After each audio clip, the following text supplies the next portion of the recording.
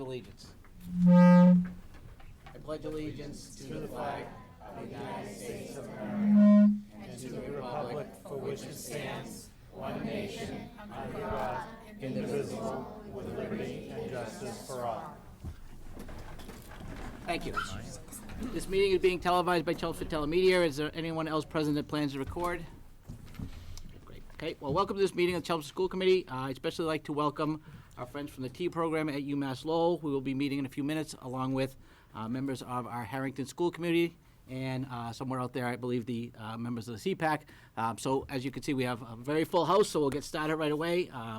Our first agenda item is to approve our minutes from our meeting on February 25th.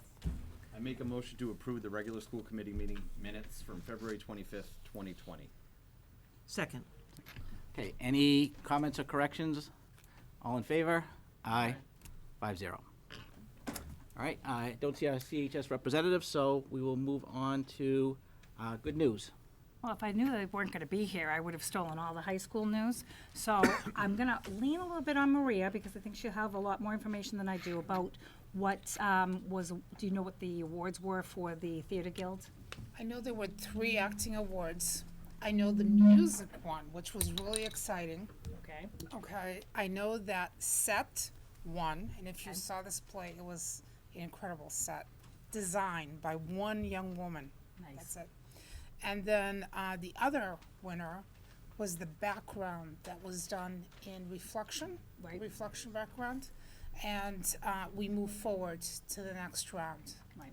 So our CHS Theater Guild is, as usual, But winning a some lot other of people awards. saw this play. I did. I had the opportunity to go and Yeah, I think Hold John back. Media will take care of that, hopefully. back push today with Mr. Doherty was there and Maria. We get to see the play. It was phenomenal.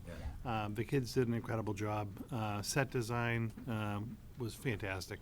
The costumes were great, and it wasn't like you were watching a high school performance. It was top notch.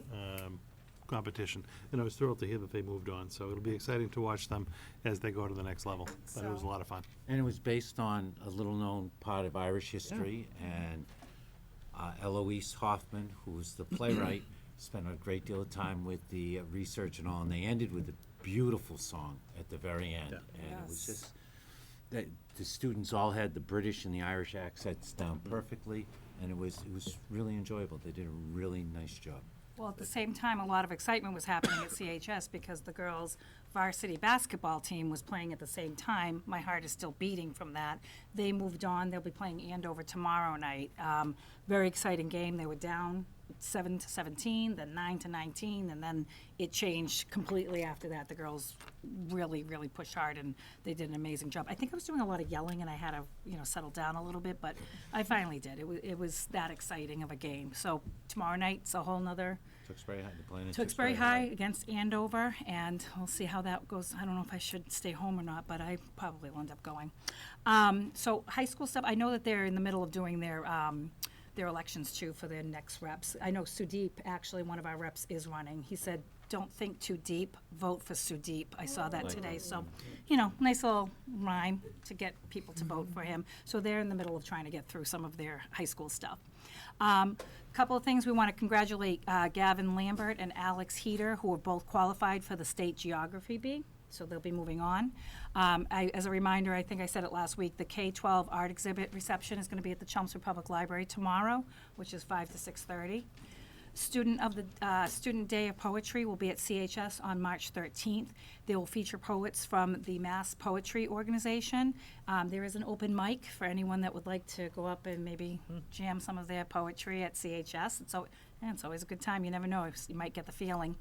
On Tuesday, the 24th of March at 6:30 at McCarthy Middle School, we're going to be having a standards-based report card information night for parents. That's already posted on the website. We'll send out another notice as well. And that's it for good news. And our T teachers are here. We'll talk a little bit more when they come up. Do you mind if, I'm going to say the names of the students. Allison Dorsey got the acting award. Emma DeWitt got an acting award. Connor Corbeck, an acting award. Music arrangement and performance award was Nathan Morrissey, Crystal Quino, is it Qui? And Chase Bowles. Set design award, you say it. Oh, I'm not saying it. Oh, come on. Gayutri Mundra. I think that was good. Projection Award was Christina Reynolds, and the David Dooley Award went to Dan Sylvia and Amala Cavo. Nice. One other thing with the high school, I just wanted to congratulate the wrestling team. Took third place in the All-State tournament this past weekend. Especially congratulate Evan Kinney, who was the All-State champion in his weight class, and also Patrick Hughes and Evan Goodall, who were both placed and will be moving on to New England this weekend in Methuen. If Anybody I else? could, just as a reminder to let everyone know, March 21st, the CHSAA, Chelmsford High School Alumni Association Hall of Fame dinner, and I saw George Simonian today, and Mrs. Simonian still has some tickets, so if you're interested in attending, just give George a call. All right, anything else under good news? All right, next we're to our public comment part of our meeting. If anyone would like to come up and speak to the committee about any of the items on tonight's agenda. Okay, all right, so moving on to new business. Yeah, so we're going to actually invite Principal Rob Aslan from the Harrington Elementary School, and I see some staff and students with him tonight to talk. What's that? Oh, okay. Yeah, there's a lot of Karen, the people here. assistant, is here somewhere as well. But we're Somewhere in this. A lot of people. where is she? Oh, there she is. There's a lot of people here tonight. But we're going to invite Rob to talk a little bit about what's happening at Harrington Elementary School. Thank you very much. Thank you for having us. We're very excited to introduce our amazing student council, our amazing fourth grade student council.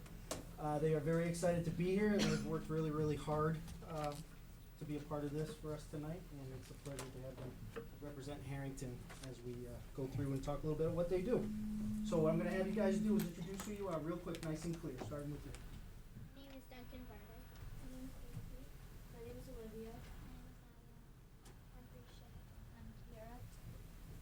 I'm Max. I'm Dylan. I'm Rita. I'm Dominic LaRosa. I'm Connor Melville. Shane Thorne. I'm Emma Williams. I'm David Melville. So basically, it's 12 of our 20. Okay. So we had a really good turnout tonight. So it was really great to have these guys here. So we're going to talk a little bit about what Student Council has done for us this year and what they've gained from the opportunity. Did you put it on? Yeah. Oh, nope. There you go. Is that you or is that? That's you, good. So basically, this is the first year in implementation of the Student Council. We thought it was really important at the beginning of the year, knowing that Karen was going to be coming on as our full-time assistant principal, that it would be a really great opportunity for us to instill some type of a leadership program at Harrington and give the fourth graders, as the leaders of the school, an opportunity to take ownership of their school. So we put this together. Karen did majority of the work as far as organizing the students and with the help of the fourth grade team, which is back here. Students, if they were interested, wrote a paragraph of what their leadership skills were. And with teacher input as well, we chose 20 students, 5 from each class. Basically, they meet the first Friday of each month for 45 minutes. So they talk for those 45 minutes about different initiatives that they're thinking about, ideas to improve the school, how the initiatives that are in place are going for them, and going for the school. In that process, there's 2 note takers, there's a timekeeper, and there's a blog and an agenda of the notes to be followed and tracked. So it's a really well-organized system, and they do an absolutely amazing job navigating through it, and they take it very seriously. This is them. So, I will leave this up to Karen. Yeah. So this year, what we've been working on is I presented them with a problem to start about we needed to increase recycling, and they went with it. So we've been working on consistently having a recycling program in the building. We've been working on, they identified areas of the school that needed some improvement. So through PBIS, they helped with some of those behavioral expectations as student ambassadors. We are doing some work around community service in the building. And then they also have had the opportunity to meet with the Parker Pride Leadership Group to learn more about what it means to be a leader and set some goals and initiatives going forward.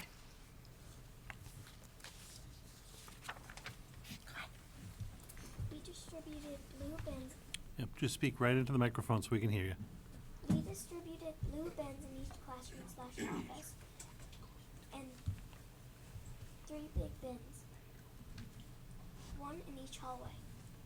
Some student council members empty bins in offices, kindergarten, and first grade classrooms at the end of each day. Grades 2 to 4 have jobs to empty recycling bins. We created posters and announcements advertising the importance of recycling. Outside bins now full before a recycling truck comes, ultimately from empty bins. Through this initiative, there is a more consistent message for teachers to continue to encourage kids to recycle. To date, Student Council has gathered a rough approximate several hundred pounds in recyclable material.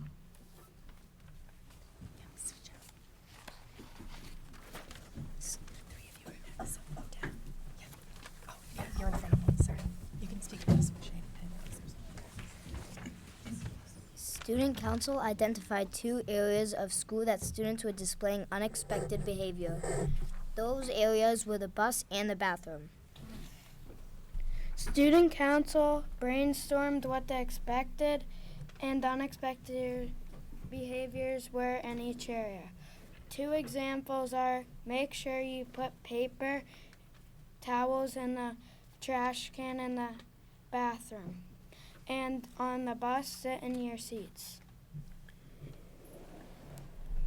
In these videos, students demonstrated unexpected and expected behavior. Then they reviewed expectations of each area. The students went on video and reviewed what to do and what not to do. Videos were distributed to all classrooms to be shown to all students. So the teachers showed all the students what the videos were and what they meant, and what not to do and what to do on the bus and bathroom.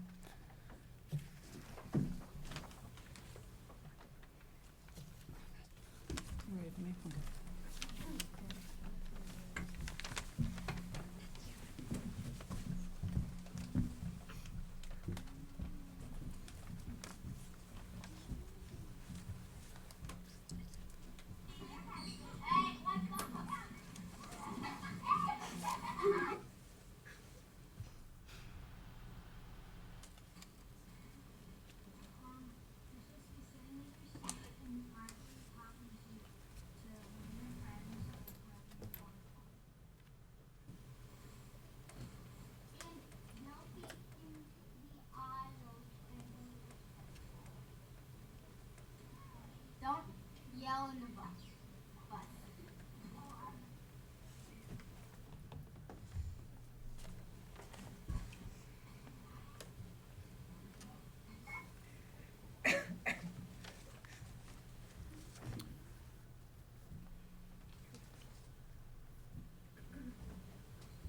Are you ready for the second one? Okay.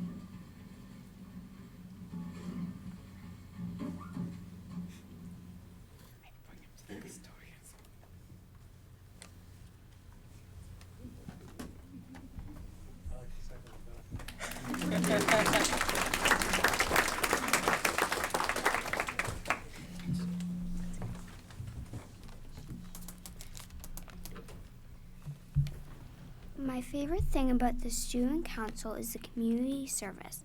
The second graders had a mitten and glove drive back in December. The students of Harrington would donate gloves and mittens. The student council was a part of it too. They would help the second grade teachers hang up the gloves and mittens. This March, the fourth grade student council is planning to have our raffle. We will be having the raffle next week. We will give the money we earn to the Royal Humane Society.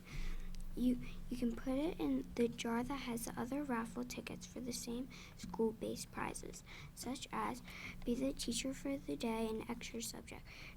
Thank you.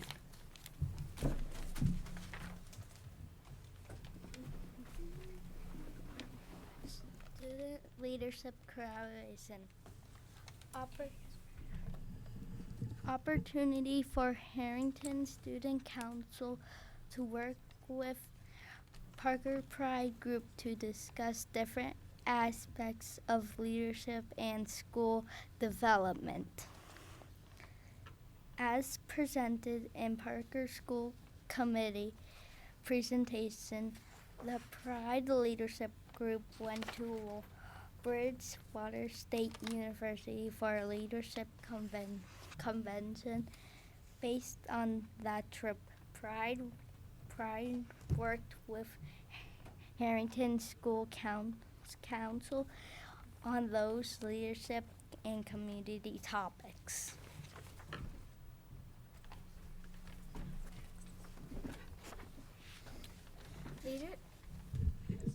Leadership is someone who has leadership is being generous and honest.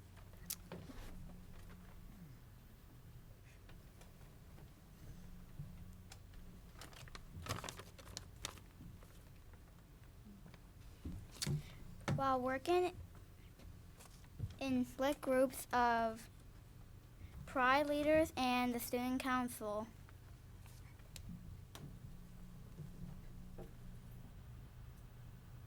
We talked about what it takes to be a leader and how a leader acts.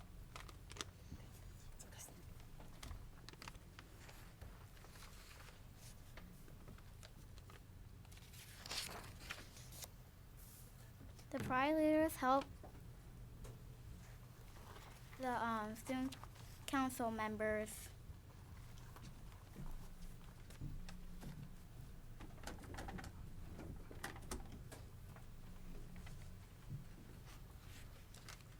The Pride group leaders worked with selected student council members in a group. They were broken down by individually selected students. And they talked about what makes a leader, what traits of a leader, how does a leader show their leadership skills. They talked about different aspects of the community that they really enjoyed and areas that needed improvement. So they worked really, really hard with Pride, and Pride kind of mediated the conversations with them and guided them through the process in a really effective collaborative moment. So it worked really well. Good job.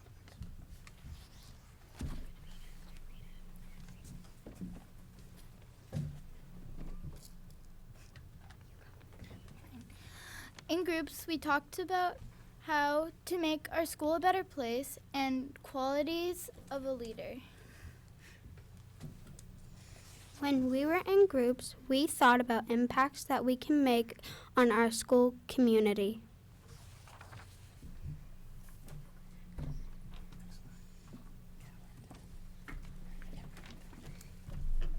At the end of this meeting, all of the groups shared their lists and discussed their findings. As a whole group, the two leadership teams reviewed solutions and some the areas were identified as needs for support. The Pride leaders also helped student council members define their identified items and put things into perspective for them. Adult responsibilities are teaching and keeping us safe. Student responsibilities are learning and to listen.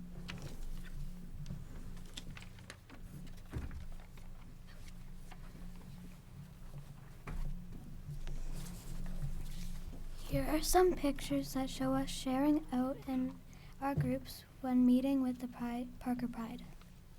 Student Council gives us an opportunity to develop a strong collaboration with the Pride leaders in moving forward. Some student responses where we get to get involved more at school. It builds more confidence. It gives us a chance to help others. It helps us make the school a better place. It also is a fun way to get involved and learn how to care of things in the future. Another one is a fun way to help the school grow. Are there any questions? Do you have any questions? Nice job. So have you guys enjoyed your experience on the Yes. council? Yeah? Is it good? All right. You gonna encourage next year kids to join? Yeah, great. Do you all meet together as a student council, or do you just meet as subgroups? All together. All together, All together. okay. And then each group reports out on what it is they've been working on? Yeah, I mean, we sort of, during the 45 minutes, they'll break into smaller groups, and then we'll report out after that. While they were working on the raffle, they each had specific tasks. One group chose what to, where the donated money would go to. One group chose what the rewards would be. They all kind of did their separate groups, and then they reported out and put it together as a final product. I think the benefit of this group is we're starting to really try to make a more solid collaboration with the Parker leadership, the Pride group. As a feeder program, it's a great exposure for them. So the goal is these guys were the stepping stone for the program in the school. So now we just want to start building on the amazing work that they've done this year and really strengthening that collaboration with Pride.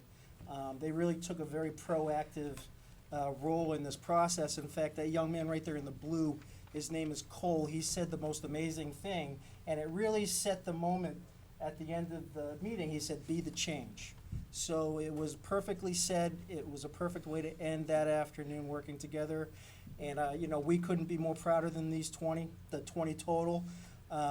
They've done an amazing job. And everything they've done it on their own. We've just guided them. This is all them. So they've done a great job. Do you think you want to continue this when you go into middle school? You want to? Would one of you want to tell me what was the most important thing you think a leader can do? As a leader, what's the most important thing you do? Yes. Fantastic, yeah. Show good Love it. That's great. show good examples for younger children. Okay, you guys are ready. This is it. It's wonderful to have you, and it's wonderful to see all the great things happening at Harrington. It's really been a pleasure for me to be the PTO rep and to learn all the great things your parents are doing too, to make the school, in collaboration with the administration, so good for you. So thank you for being part of that. It's a wonderful thing. And I'm sorry. Go ahead, Donna. I really like the way that you are really working in 3 areas. You're working on improving things in the school, you're working on improving things in the community through your recycling program, and then you're working on improving things beyond, the boundaries of Chelmsford by providing the mittens and the gloves and whatnot to the Wish Project, which will help many, many families in this area. So I really think it's terrific that you're working in all 3 of these areas. Anybody have anything else, John? I do. So I was actually reading through your agendas, and they're really good. And just so people that haven't seen them, I mean, they have things like research, places to donate money, and this is all work that you're doing. So that's really impressive. Really good questions in here, and I'm just really proud of all the work you guys do. And then there's actually a mention of hand sanitizer. So I just want to say, I didn't plan for this, but I have hand sanitizer. But I know a guy that can get hand sanitizer for the school. Okay.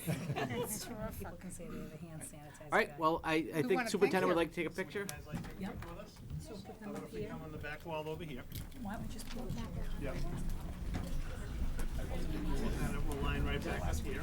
We'll take a picture with the school committee, okay? I'm just gonna go this way. Come on.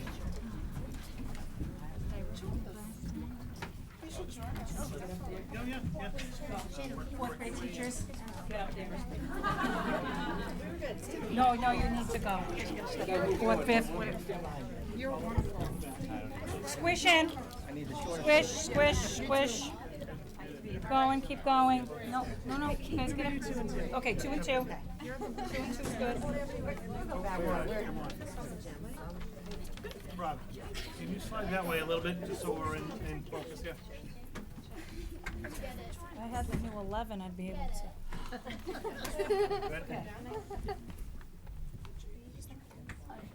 Don't mind me, I'm just getting closer. Rob, can you step forward so you're a little bit more in the light, please? Thank you. I edit it anyways, you guys are gonna be all Photoshop, it's gonna be amazing. Okay. Thank you. Thank you so much. Thank you so much. Like to hear about you. So good. Thank you. Enjoy the rest of the year.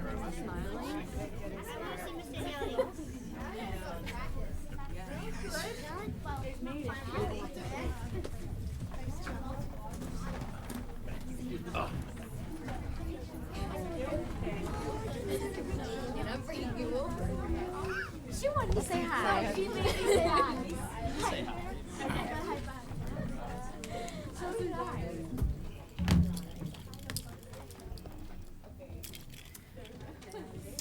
Just give these guys a sec to. Yeah. I'm just gonna come off of this for a little bit until we go on to the next one. Climb under the table to pick up the thing. What fell? There's a microphone cover under there. Those presentations are the best part of the meeting, always. Yeah, they really are. They're always. Where's the next? You don't like doing emotions, Informative. that's not the best? Only for you. The best when you do. Then why we do it?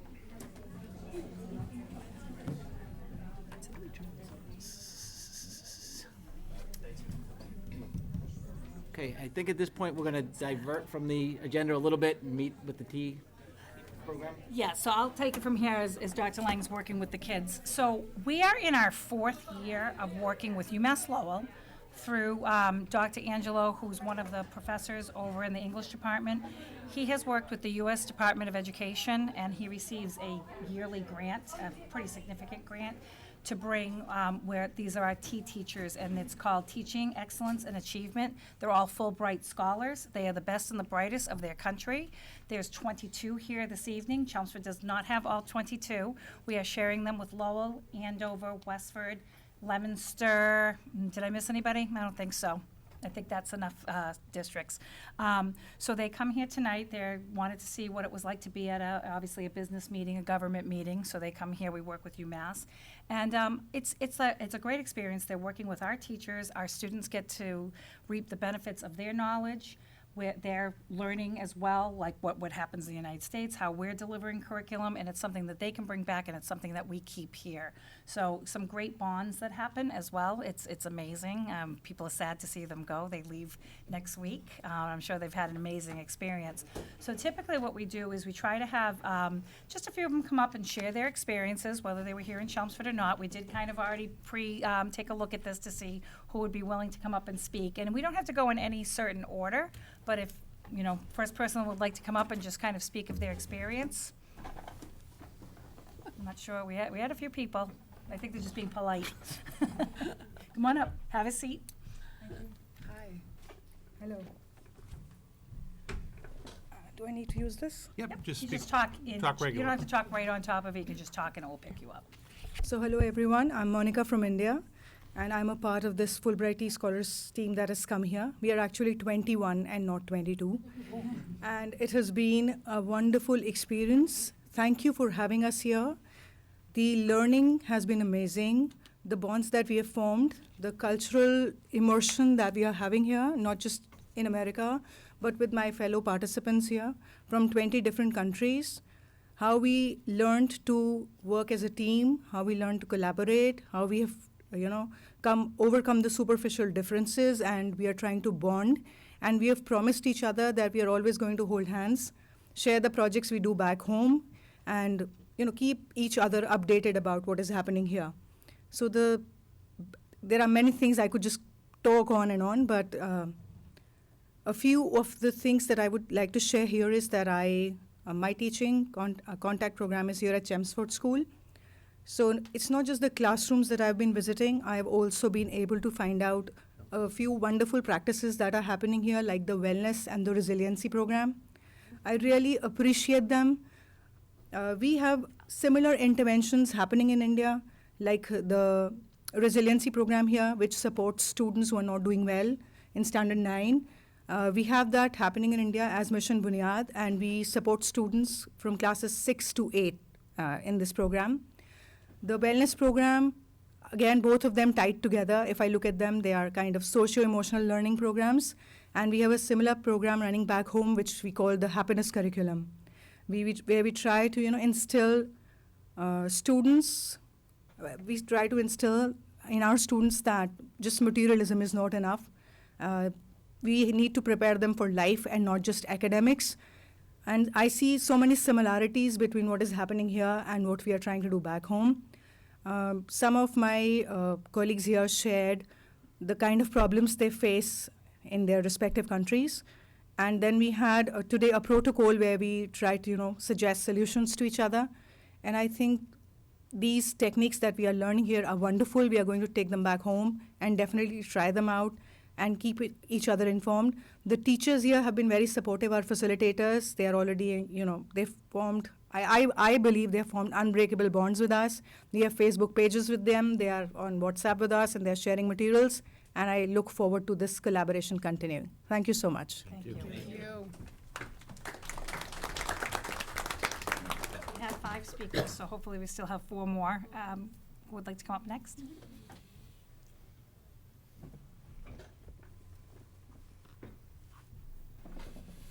Hello, everyone. I'm Robert Kenfak from Cameroon, a country in Central Africa. So we came here on the 28th of January for the tea program, as you said, and the aim was to share our culture with U.S. citizens and get knowledge of the U.S. Culture too, and then enhance our capacities in teaching. So we've got seminars, and then we've learned a lot about leadership skills, about technology in the classroom, about inclusive education, and then lesson planning and lesson preparation. Actually, I'm at Andover High School, and I'm working with Peter Hall in the World Language Department, and then there actually we've learned a lot of things, especially about technology in the classroom. I come from an area where technology is not quite developed, and then we still managing with technology, and I've learned a lot of strategies that I could use in my classes to motivate my learners. And I'm going to share that with my colleagues in my school and with my students, and I think they're going to be very excited to learn about that. Also, in the classes, I've discovered something that I wasn't practicing. I'm a language teacher, and I was teaching language only for language sake, and then I wasn't actually accompanying the language with the cultural aspect of it. And I've realized that here people teach language and culture at the same time. It's quite interesting, and I'm going to practice that too in my school. I really thank the U.S. for this opportunity they've given me. I've been teaching for 15 years, and there were certain things I only saw in books, and I could tell students, oh, this is a U.S. activity, like bowling, for example. When the students will ask me, what is that? I say, oh, it's a game. It's played in the U.S. But I actually went to the field, and I saw myself going bowling, and I was like, oh, that's great.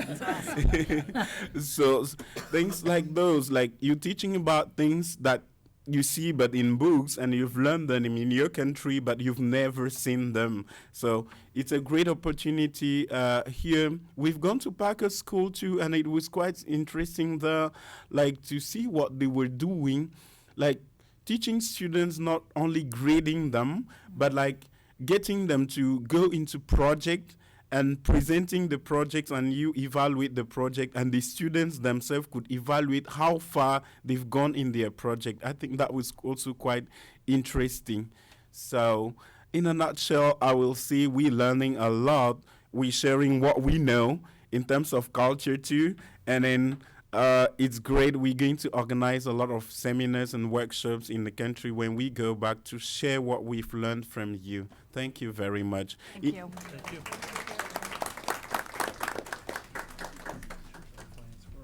I know, I could have done that. Good evening. My name is Diola Adefemi from Nigeria. I will just continue from where they've stopped. They've said majorly everything.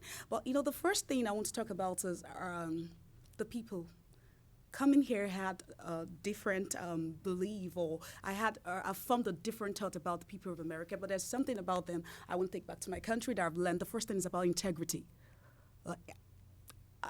Everything here is based on integrity. It's something I've learned here, and I want to inculcate it when I get back to my country. I'm not saying I'm not truthful, but it's just that everything here is based on integrity, and it's very welcoming for me.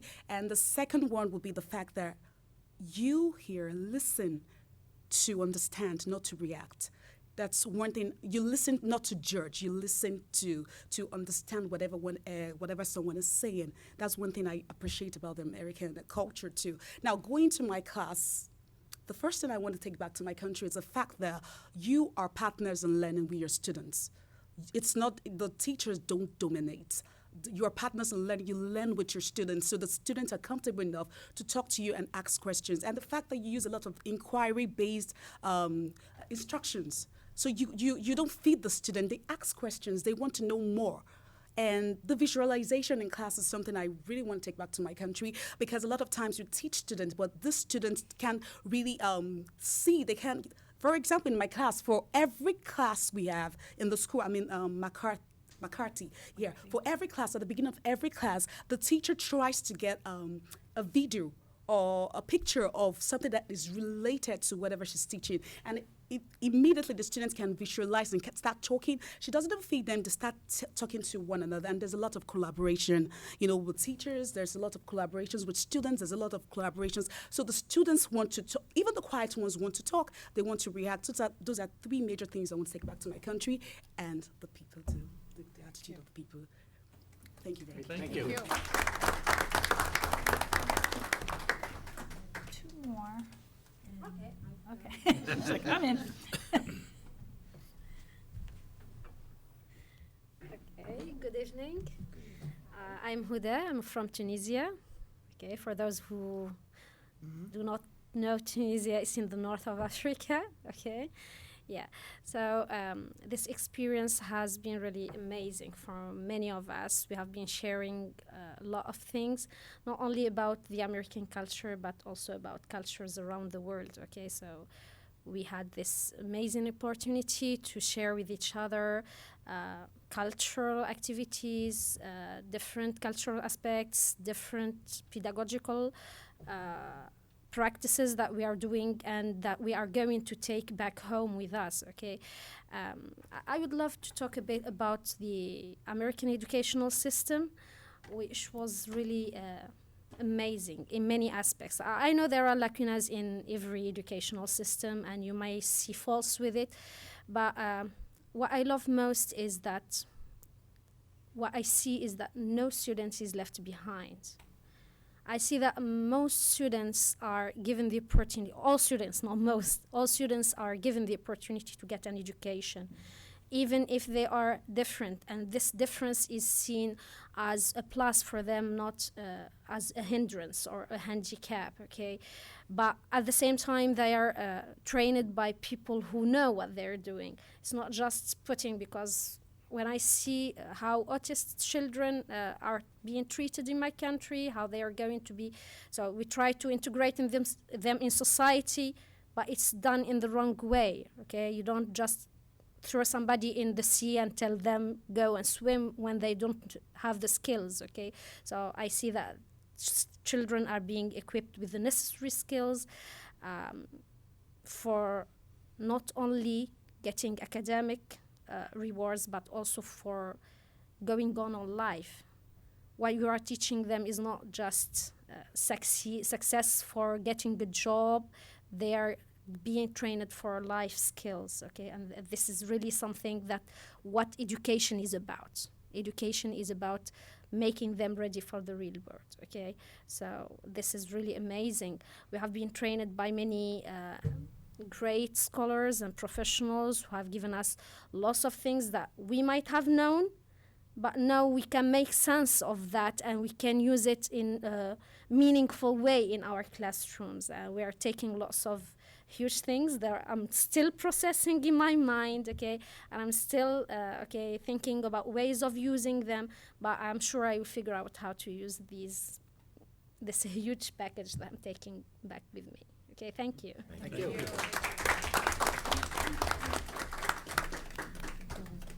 One more, unless they've changed their minds, no?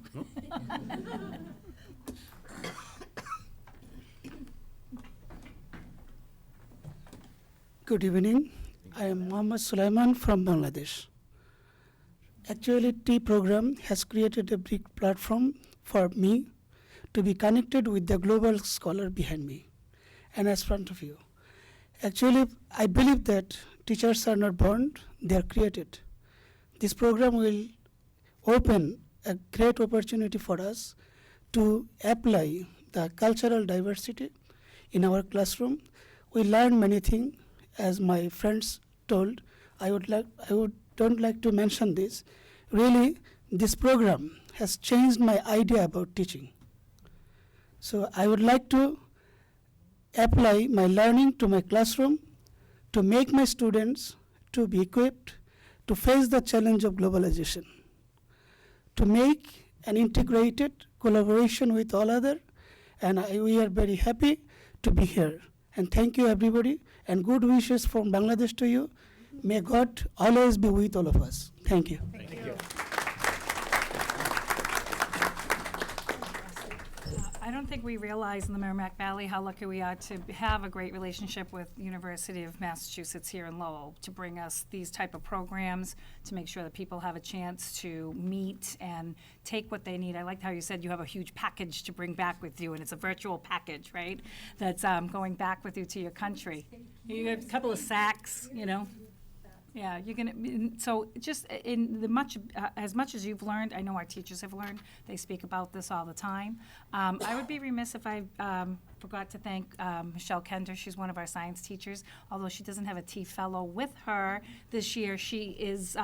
She's with all of them. She brought them here tonight. She's their host. She'll make sure they get back to the university. I appreciate it. She's like, oh, stop it. It's okay. But we really appreciate it. I don't know if there's any questions from the committee. I know Donna had a question. No, I actually just wanted to make a comment. I actually had the pleasure of having 4 T fellows come into my classroom to observe in Lowell. And it was a wonderful experience, it really was. And I think that some of the things that I took away from it was how united we are in our desire to help kids be successful, no matter where we teach. The other is that many of the issues that we face here in the U.S., other people are dealing with in their countries as well. And it was very affirming to me to know that I was not alone, not only just in Lowell or Chelmsford, but across the world. We're struggling for the best ways to be able to educate kids and deal with some of the social and emotional problems that kids struggle with these days. And then the last thing is my lesson did not go as planned. So I had to kind of just chuck it out the window. And we ended up having a conversation with the people who were in visiting. And we talked about, how they would handle certain things in their classroom, certain behaviors, or what the numbers were like, or the expectations and the rules. And it was very, very enlightening for my students. So I think that sometimes we talk about the impact on us as teachers, but the impact on students, I believe, here in the U.S. by having these people visit is also great. So I'd like to thank you.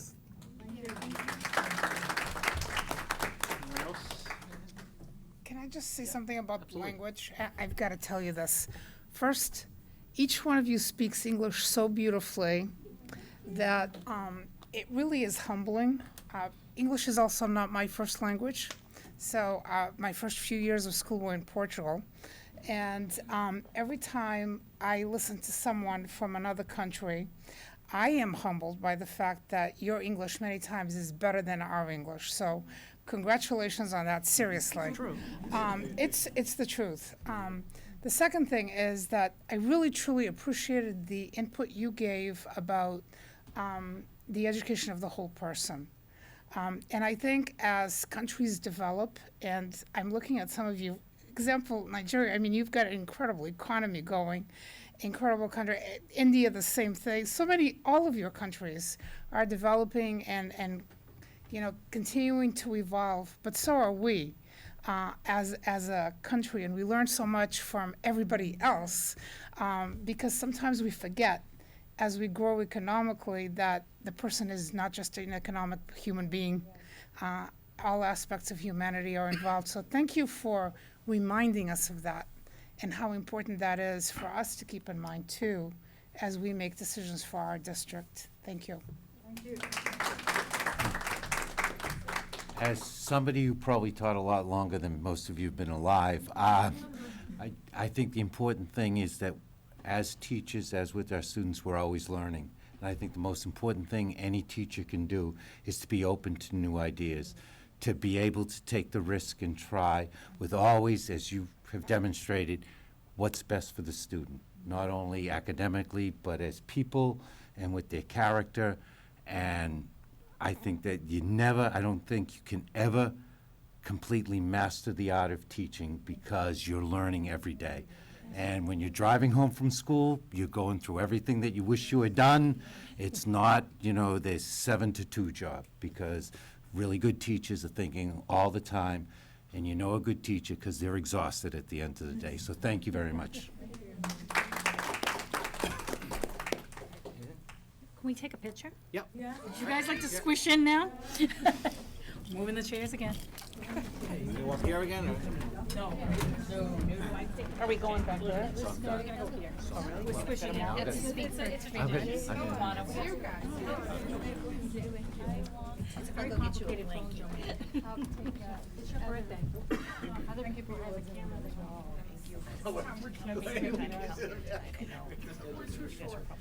Okay, we gotta really gotta get in there.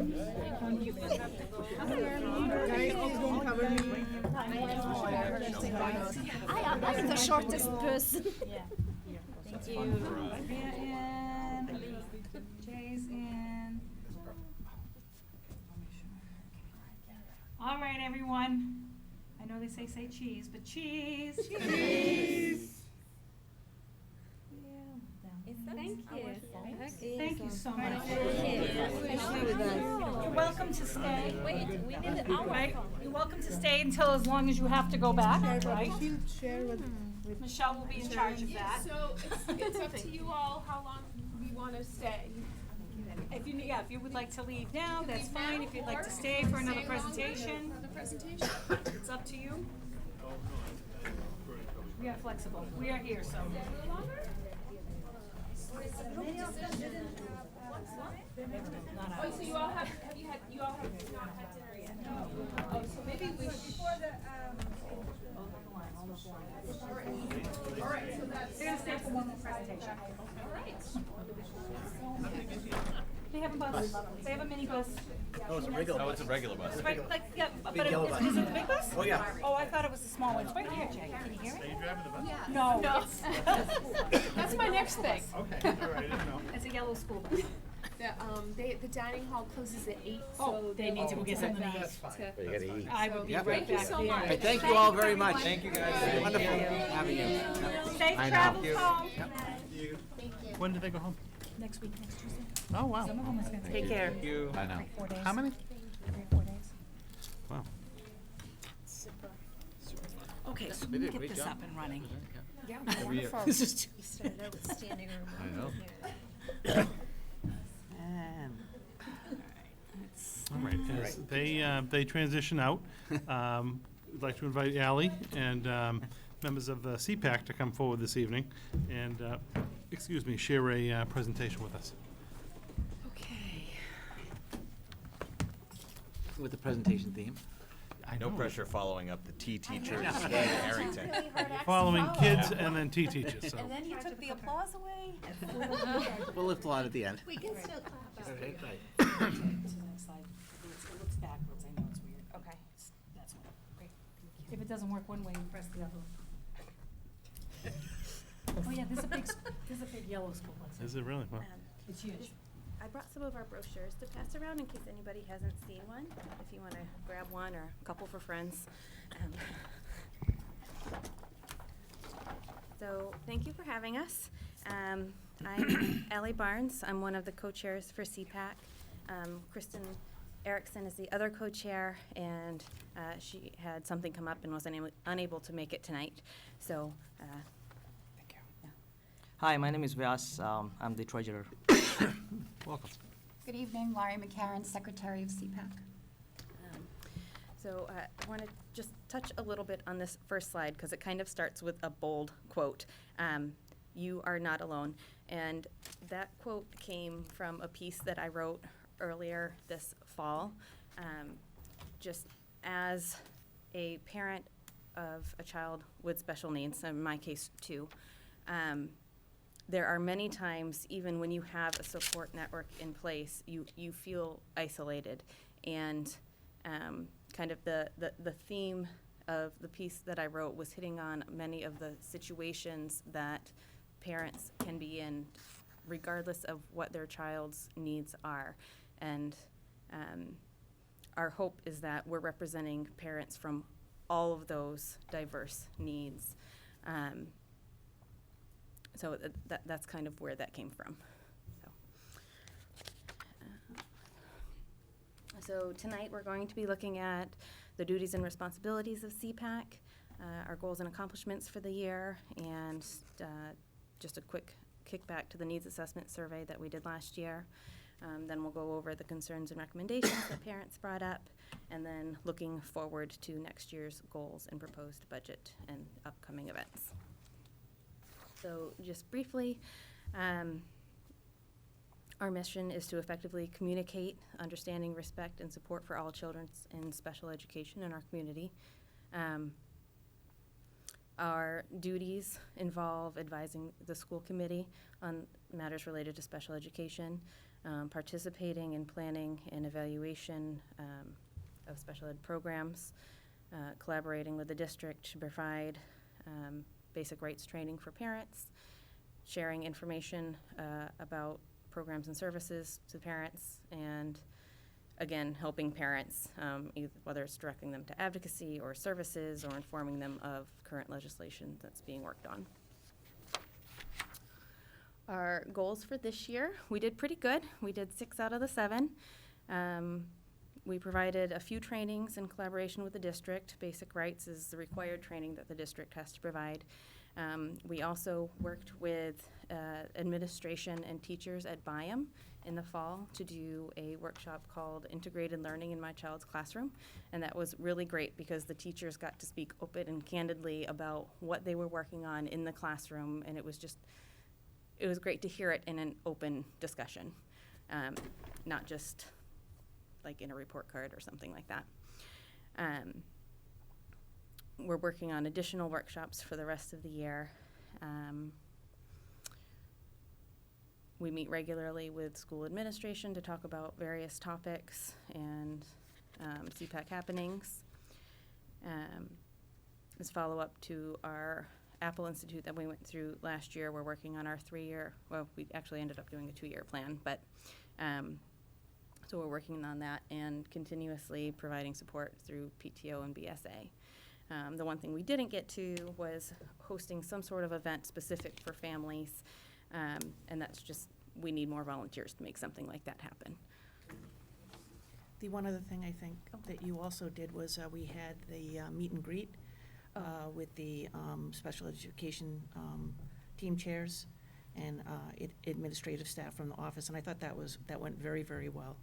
Yeah, I think that was especially great with the amount of new people that we had come in the administrative level for special education. And again, it was a nice, open, candid conversation where we really got to just talk to them, which is great because lots of times it feels like it's parents and the other side of the table, and this was more just we are all working together to provide for children kind of conversation. Thank you for hosting that. Thank you. So specific highlights of things that happened. The Zen Den is kind of like our community support that we provide to the district. It's a sensory-friendly play space. Basically, it's a quiet space when there's a school-wide event going on. So say a school hosts an ice cream social or something like that, we would bring the Zen Den and host it in a quieter place. So the children who maybe couldn't attend the whole time normally would have somewhere to go and play and then come back and rejoin their peers. We network with the Council of Schools. One of the things we do to help families is provide free babysitting at many of our events. That's provided by the high schoolers in the early childhood program there. So we're thankful that Joan Murphy helps to set that up. Actually, this past weekend was the Visions of Community. That is a conference that the Federation of Children with Special Needs sets up, and they're the group that runs MassPAC, which helps us to run appropriately and to collaborate with the district. Part of that membership is we get to send a parent there for free. And then we continue to collaborate with the Chelmsford Special Education Parent Support Group. So that's just another way for parents to provide input. Additionally, as just passed around, the brochures. We were very fortunate. This was a big task to take on. We worked with Amy Reese and Amy Matson and Donna to decide what needs to be in here. And the goal was to have kind of like big topics to help parents know what to look for when they needed help. And on the back, it has a lot of contact information for CPAC and some of the larger organizations that they might need to contact when navigating special education. We're fortunate Mary Ellen Forty is one of the teachers at CHIPS, and she is very active with CPAC as far as keeping communication open and providing support to parents. And this brochure is included in the packets that she gives out to every parent that comes to CHIPS. Which is a great way to start coming into the school district, knowing that you have support. Earlier this year, the recess subcommittee presented. We're going to, last summer, we did the community awards, and we were fortunate enough at our last meeting, we had someone volunteer to coordinate that, and 5 volunteers step up to help the coordinator. So that should be coming up again this spring, early summer. So we're excited to be able to do that for the district. And then I'm going to pass this one to Laurie. Yeah, sure. So I've been working with 2 other parents from Westford, CPAC, and we have been working on a few things, and CPAC Awareness Month was one of them. And we worked with our state reps, Tom Golden and Jim Arciero, who are excellent, very supportive. And with the help of everybody, we put together a CPAC Awareness Month that was signed by Governor Baker. And very proud of that accomplishment. I think parents still don't really understand the concept of CPAC, what we do. So getting the awareness out there is pretty awesome. And we are having a day on the Hill. We did have a CPAC Day on the Hill last April, I believe. And then our next one will probably be planned for November next year. Thank you, Laurie. All right. You have to excuse me. I'm doing Kristen's part and my part, so I'm talking much longer than I planned. So as far as workshops, we did the meet and greet in September, and then the remainder of the workshops here came from the data that we collected on this parent survey. So that's how we chose those topics. For additional parent support, the co-chairs try to arrive at least an hour before all of our scheduled meeting times, and that is just to open up the space. So if parents need to come in and talk to other parents and just to have someone else to talk to or bounce ideas off of or ask questions about certain situations, they're able to do that in a more casual environment before we get our meeting started. We've hosted a couple of guest speakers over the year.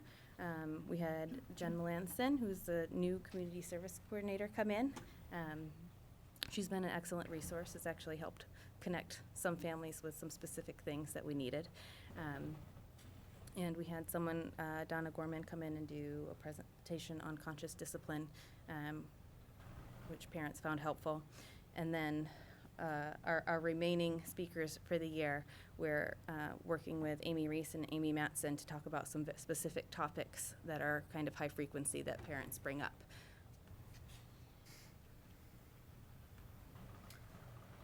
So just short on the needs assessment survey.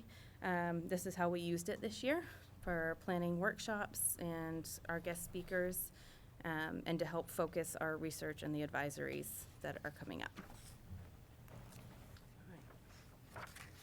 So this next section here is a summary of the concerns that parents have brought up to us, and then our subsequent recommendations based on those conversations with parents.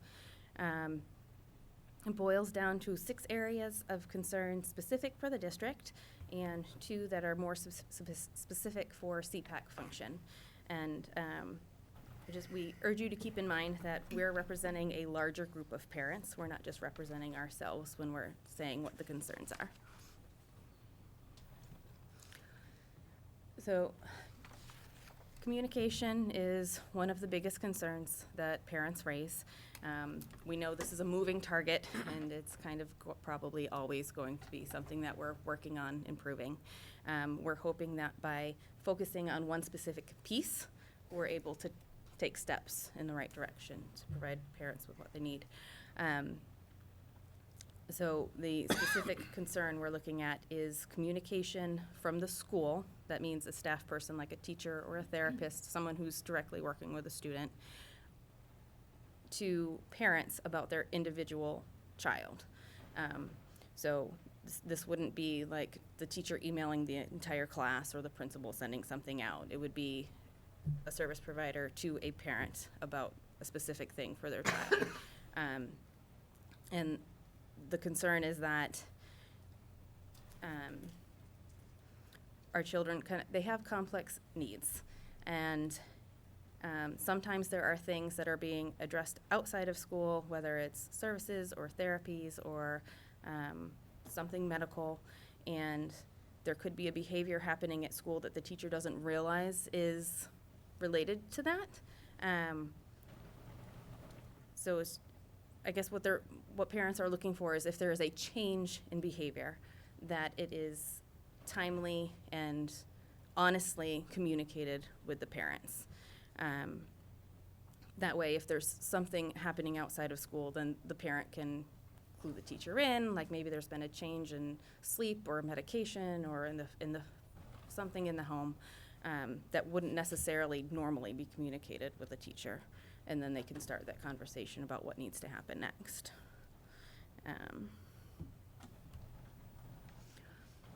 So the next 2 slides focus on the grade levels that we hear the most about, and that would be the middle schools. So the first kind of big question that we have is how are mental health needs supported? So this is like the largest disability category that we hear about, and probably because it's often comorbidly coexisting with other conditions. And what we know is that there's inconsistencies between the 2 middle schools, but we don't have a specific recommendation. That's something that we would need to discuss more and see if there's something that we could identify.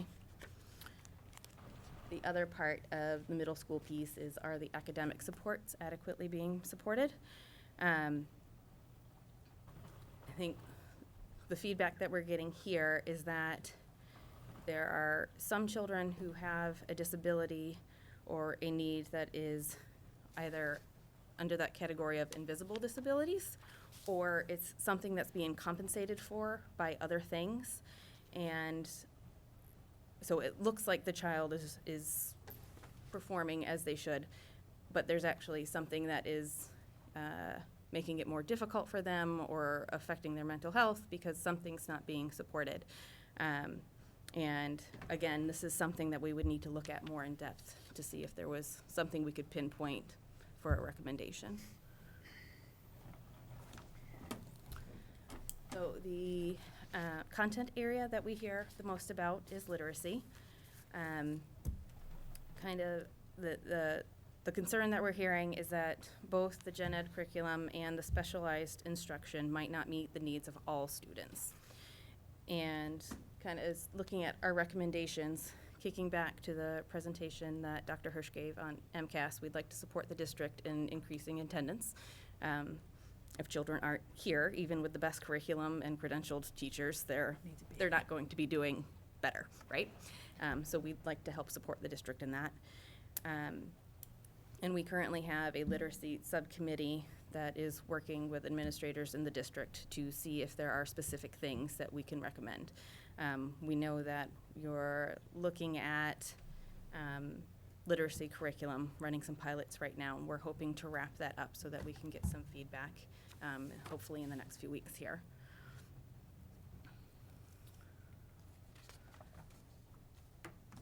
All right, so feedback specific to special education processes.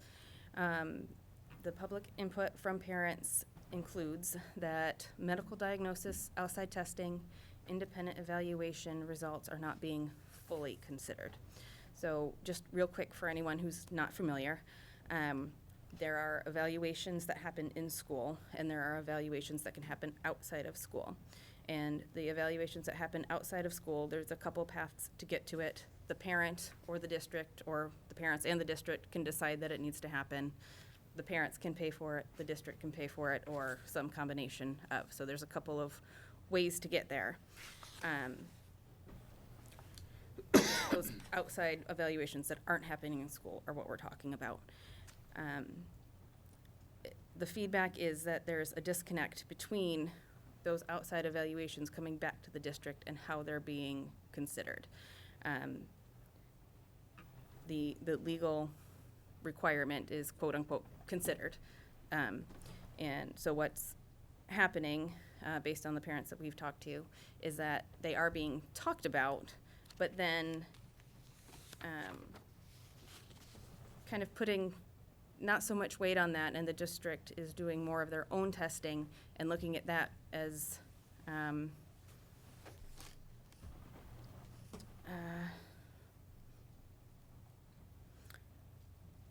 it's being held with a stronger weight than the outside testing. And what that does is, we can't tell you exactly how to go about making a change to that. But I think what happens is when you're having a conversation at the table and you've brought in this information that you've worked on for months, you've paid thousands of dollars for. I mean, consider the area of the country we're in. Oftentimes, it's literally experts who are doing these evaluations, and then it feels like your team is dismissing that.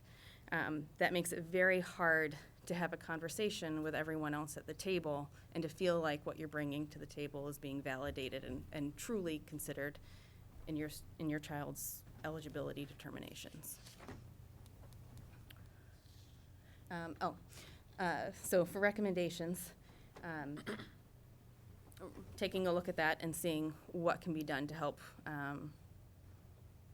that conversation along when you're at the table with your outside evaluations.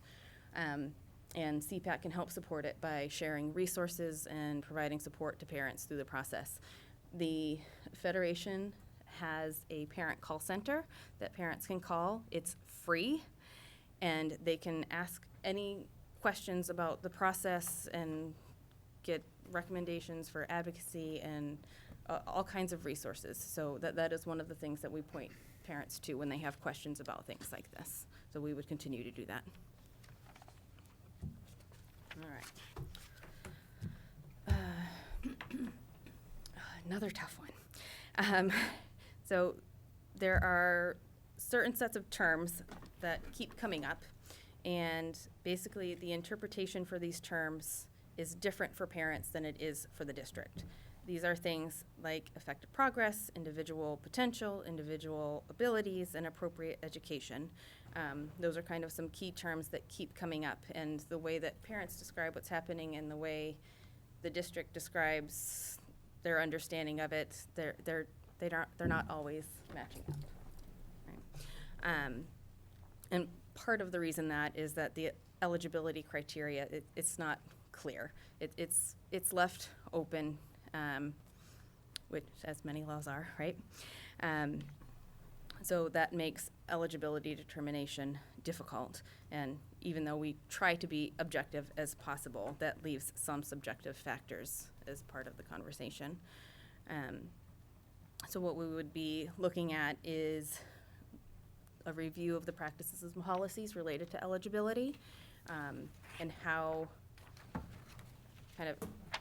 are we making sure that effective progress is being made based on a student's individual potentials and abilities, not just the academic scores. And the other piece would be reviewing policies as how is the next step communicated clearly to parents? So that would be some sort of transparency explained, like these are generally what's included in Tier 1, generally what's included in Tier 2, not necessarily as a menu of like, okay, your kid doesn't qualify for an IEP, so they get this. Like, not, but just generally, if you're leaving in an IEP and you didn't qualify, what's going to happen next? Not just, oh, you can talk to your teacher and you'll find out. Like something solid that you're leaving with. And then we would continue to provide support to parents so they can have informed conversations with that too, about that too. All right, so looking specifically at CPAC and what we can do, excuse me. Overall, we would like to be seen as a resource for the district. There are many districts that don't have as active of a membership as we do, and we are fortunate enough to have many parents who are not only involved but also educated and well-informed and able to really have some great conversations with administrators and teachers. So we would like to be able to continue doing that. One way we can do that is develop a practice of presenting proposed changes so that we have a time to look at that.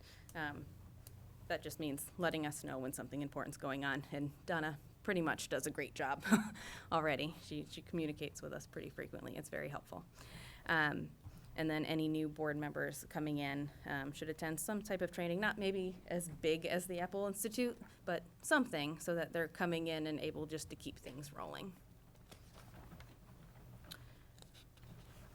And then kind of continuously, we are facing difficulties providing for parents.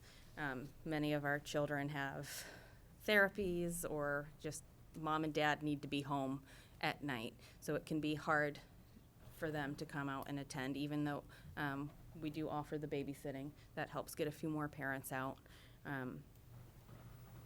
We would really like to be able to reach everyone and provide everyone a chance to put their voice in. So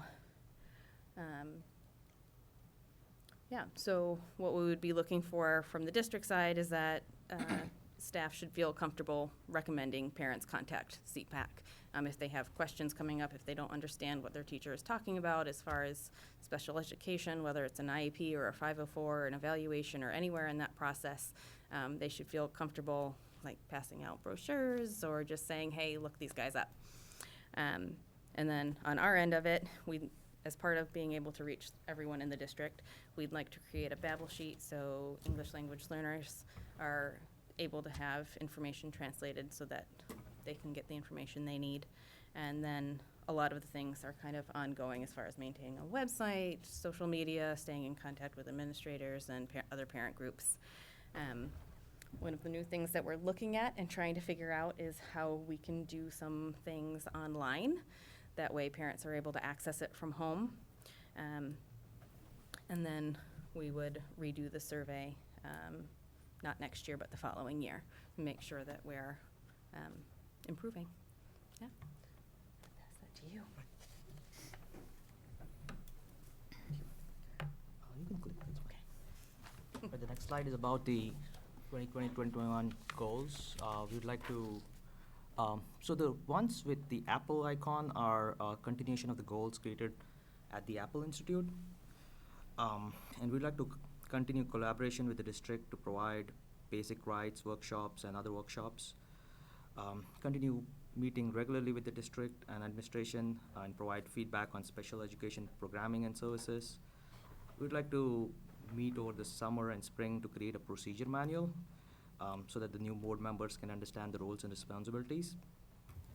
We'd like to continue providing support and information to families at the PTO and BSA events and other school-wide events. This would mean like creation of a Zenden supply kit, which I'll describe a little bit in the further slide. Also, we'd also like to focus on like high-frequency topics and create a focus group on that. Possibly some combination of in-person and online kind of participation for parents who have a hard time making it to some of the events.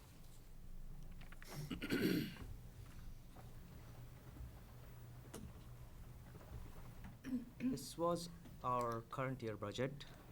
As you can see, most of our, oh, it's not aligned. Bounced around a little. Most of our budget was went to parent workshops. The MassPAC membership comes with the basic rights presentation, and we had the eligibility and evaluation presentation this year. We also had that was in October, we had the effective communication presentation in December, and suspension and discipline presentation in February, which did not end up being co-hosted, but we got some, we were able to work it out with Amy Rees to secure the funding. Other spending was in printing the district CPAC brochures and also the awards that we talked about. And the Zenden supplies all came from parent donations. And this is not like it's cutting off, is it? It cut off a little bit, yeah. Okay. And this is our proposed budget for the following year. We expect to have similar number of workshops.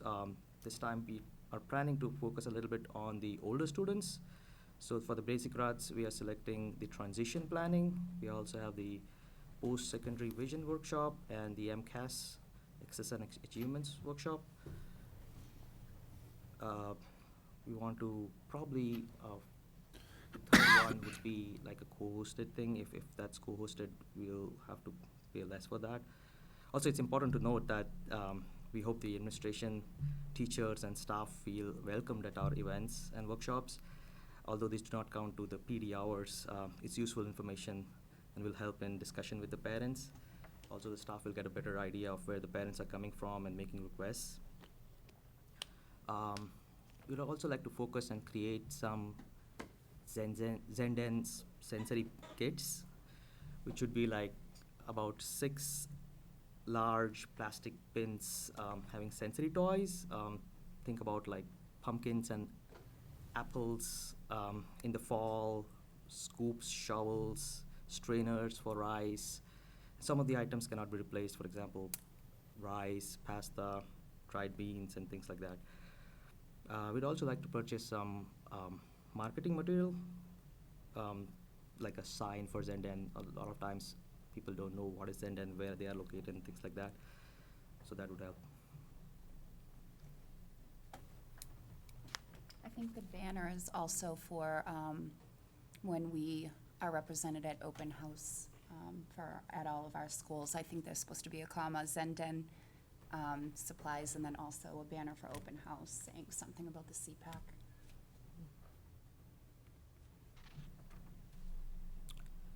So chelmsfordcpac.weebly.com is our website where we post all the information about upcoming workshops.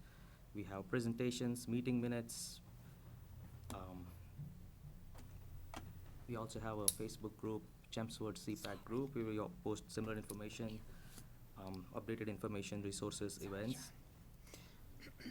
We also have an email for parent support and questions.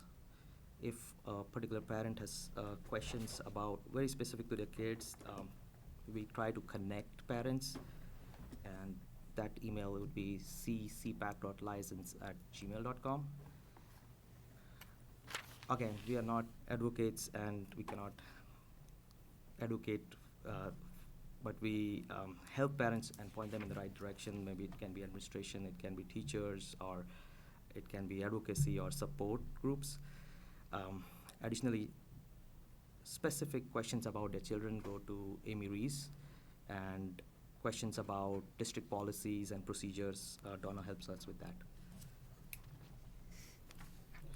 These are our upcoming events for the spring, and that's it. Thank you for your time. Any questions? Any questions? So there's a couple things I went to. This is your third year, right? Yes. And when you think about, I was involved when CPAC was, well, we were supposed to have one, and then I think it was set to rest for a while, and then was brought back a couple of years ago. And the amount of work that these people have accomplished is absolutely incredible. I think about the statewide recognition, okay, in terms of CPAC awareness. Lori is on a parent advisory council at the state level now. We're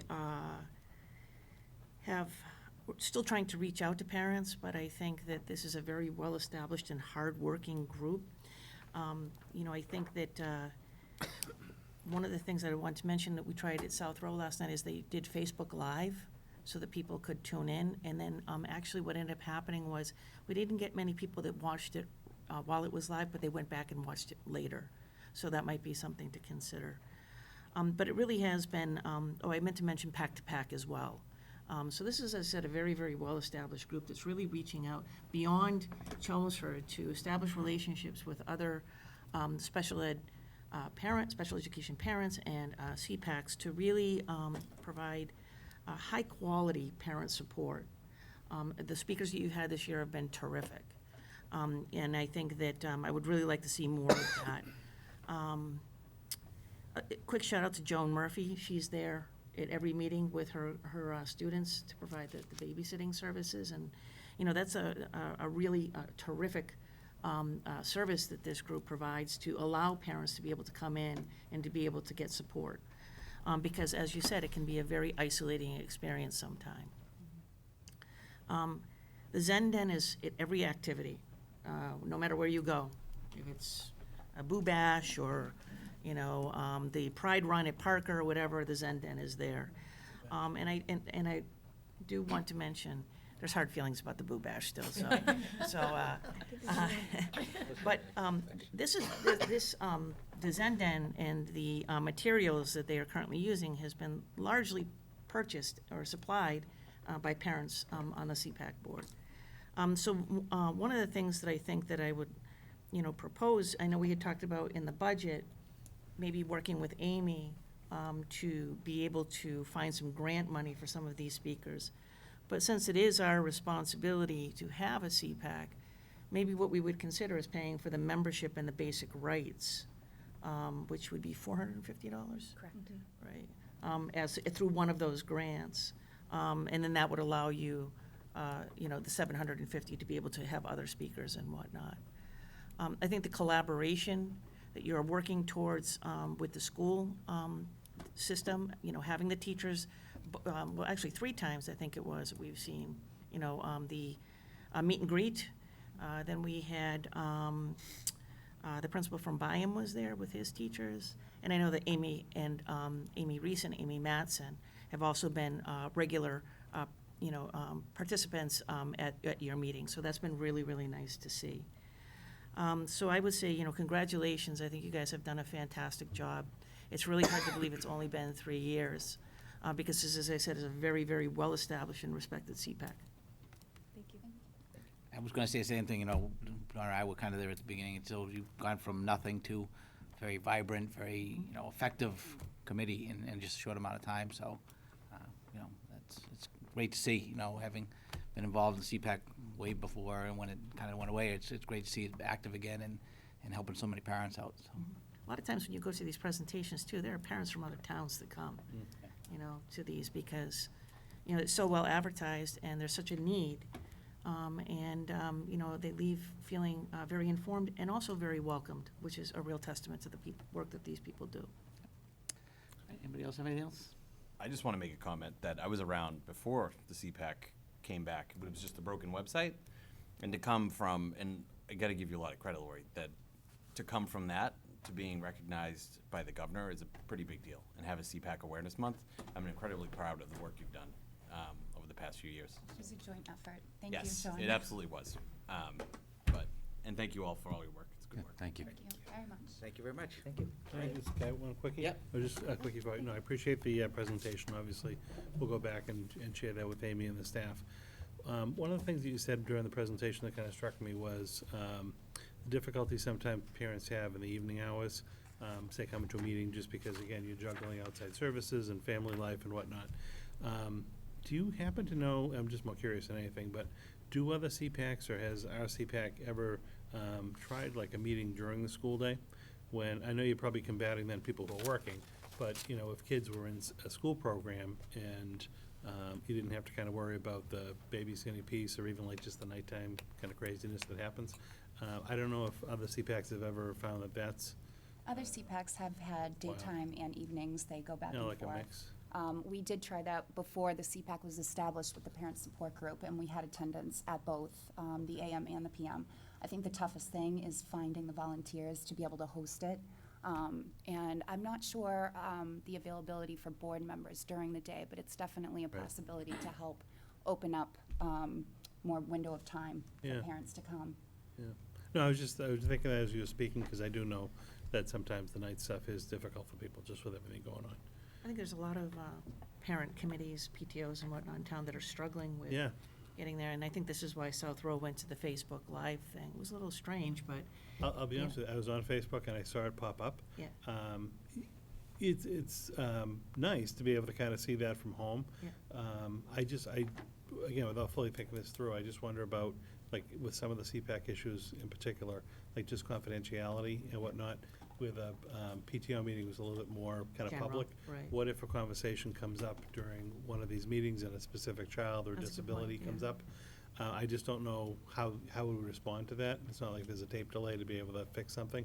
And then you've created a record that's technically out there forever. Right. I would just want to kind of help you think that through a little bit. But it's nice to be able to have that as a maybe even just the speakers. possibility. You just to do. Yeah, well, I mean, yeah. definitely like Yeah. taping the Yeah. speakers, and if it was a speaker series, even like telemedia might be able to help with something like that. If you weren't really getting into that kind of back and forth, that'd be a nice resource that you could always put up to the web or link to the web. So I guess, you know, there's a lot of things that can be Yep. looked at, but those just kind of jumped out to me when you were presenting. Great. Well, thank you. Definitely something we're talking about, yeah, so thank you. Thank you. Thank you very much. Thank you. I don't want to chip away your budget. We'll water down. Yeah.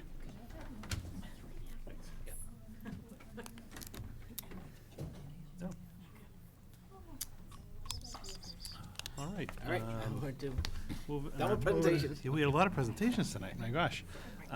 But should good I take a stuff. picture with them? Oh, yeah, you guys want to take a picture? I'll tweet it out. All right, we're gonna take it. You want a picture? I want one. I'm Okay. gonna take a picture. Let's go. Are you serious? Might as well. Yeah, pictures. Laura and I get a fee, so.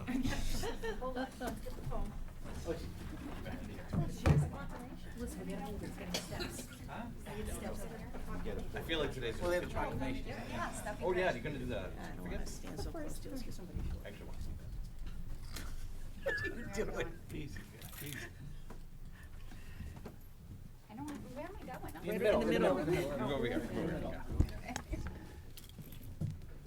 If I stand up, I'm too high. Okay, everyone, say cheese. Cheese. Okay. I got enough. Can we do one with the closed, too? Oh, sure, I didn't know you even had, I wasn't paying that much of attention, let's see. Where's Maria? Okay, there's Maria, you've got it closed, and, okay. Thank you. Congratulations on that. Thank you. Is this yours? Here we go.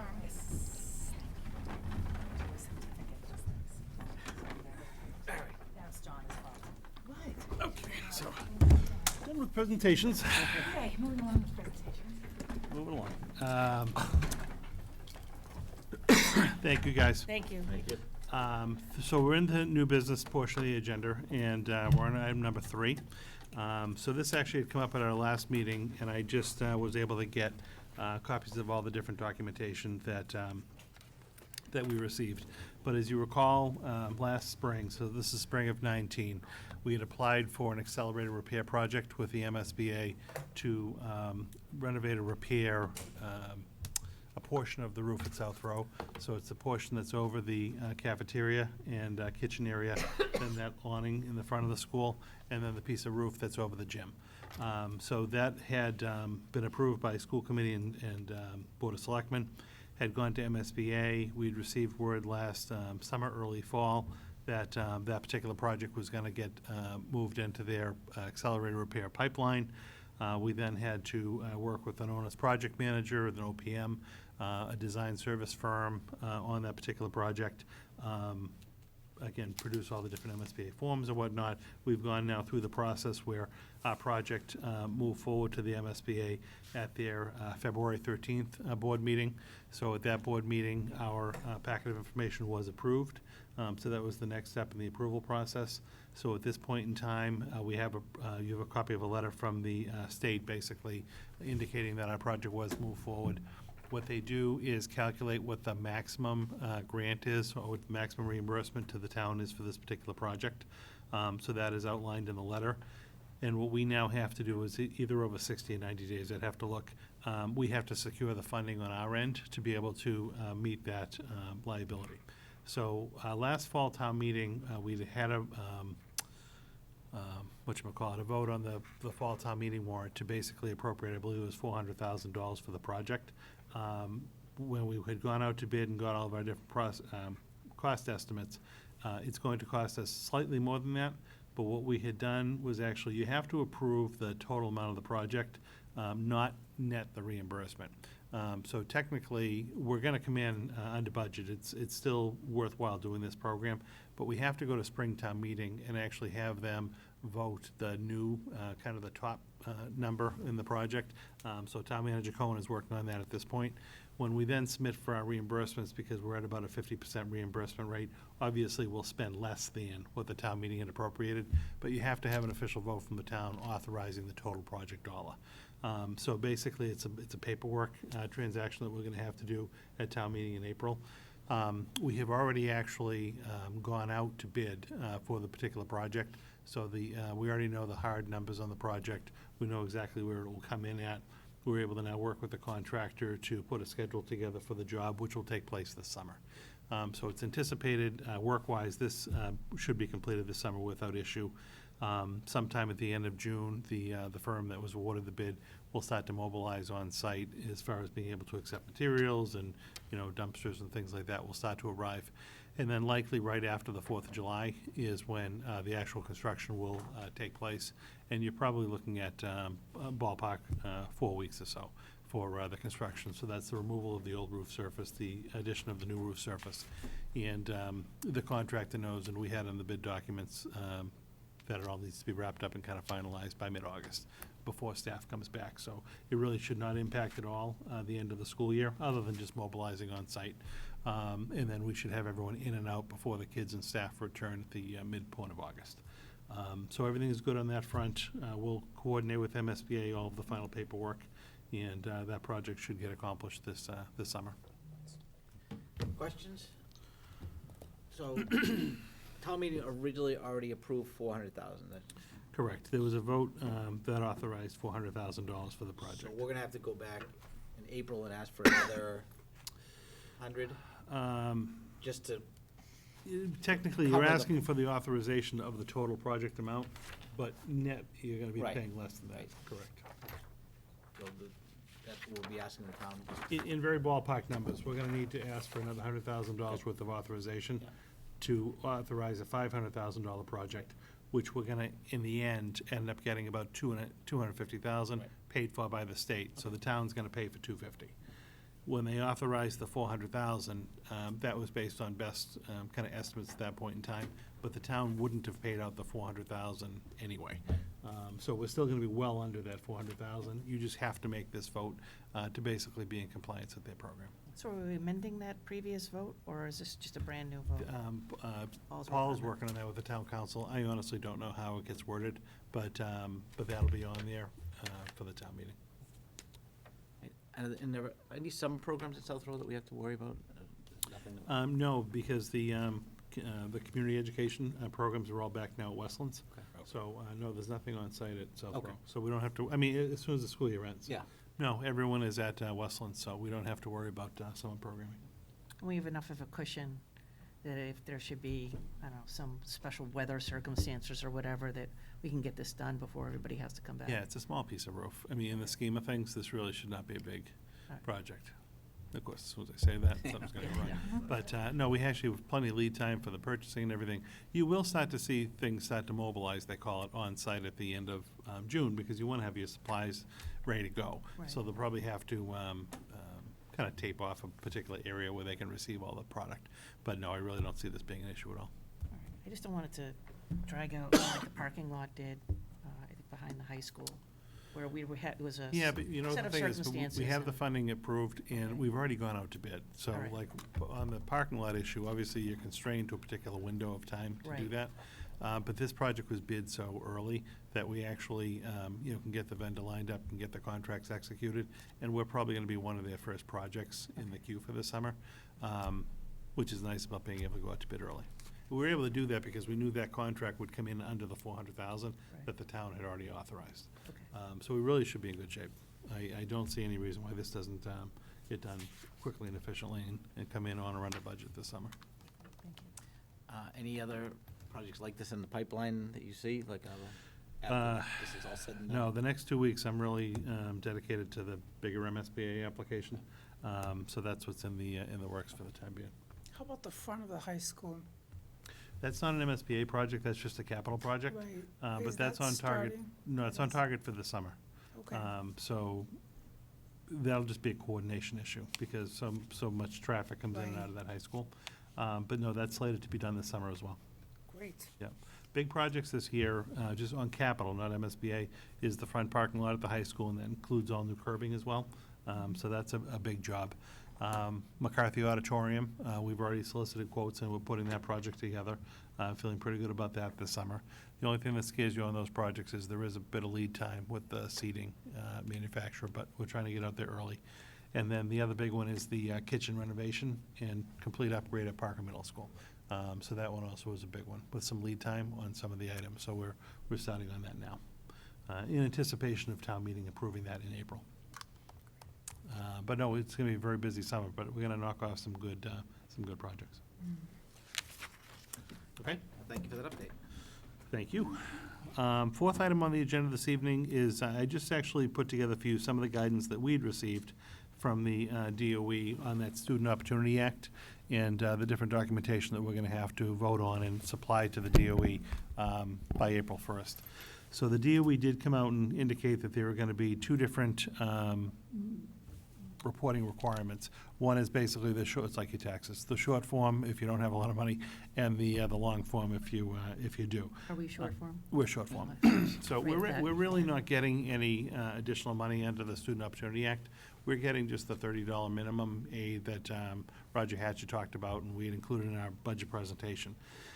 So any district technically under $1.5 million of new Chapter 78 through the Student Opportunity Act just completes the short form. Any district that is over $1.5 million, which is not us, has to complete long form and budget forms and all of that. So I did not give you the long form information. I just gave you the short form information. And a little bit of a PowerPoint that the DOE had given out to just kind of let you know what their ask is of us.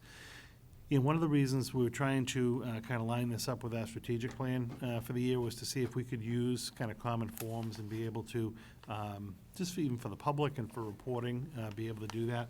However, when we had a couple of different conference calls with the DOE, they're really simplifying this for districts on short form. So we're not really, and they actually even come out in excuse me, their documentation and indicate this should not be like a strategic plan document. They don't want that level of detail in this particular plan that we have to submit to them. So what we're doing in districts really that are under $1.5 million and who are not receiving significant funds from the Student Opportunity Act, a lot of it actually is already aligned with different things that we're doing in the district. So we're responsible for basically going and kind of writing them up, making sure that we have some measurable benchmarks to be meeting, talking about how we're going to report out that data over the course of the year, and that's ongoing now. But I did want to at least share that documentation with you so you could get a sense for what the DOE is indicating, what we're working on, And then the next time we meet, we'll be planning to present a draft document to you because we would need to be voting on that and submitting it to the DOE by April 1st. So probably more information than you needed, but I just wanted to kind of provide you with everything that they had given us, so you can get a sense, if you like it, of what we're being asked. One of the things I wondered is if it would be worth using some of the same language in the strategic plan that they use in this. Yeah, language, I think, is acceptable, and I mean, we'll certainly look to do that.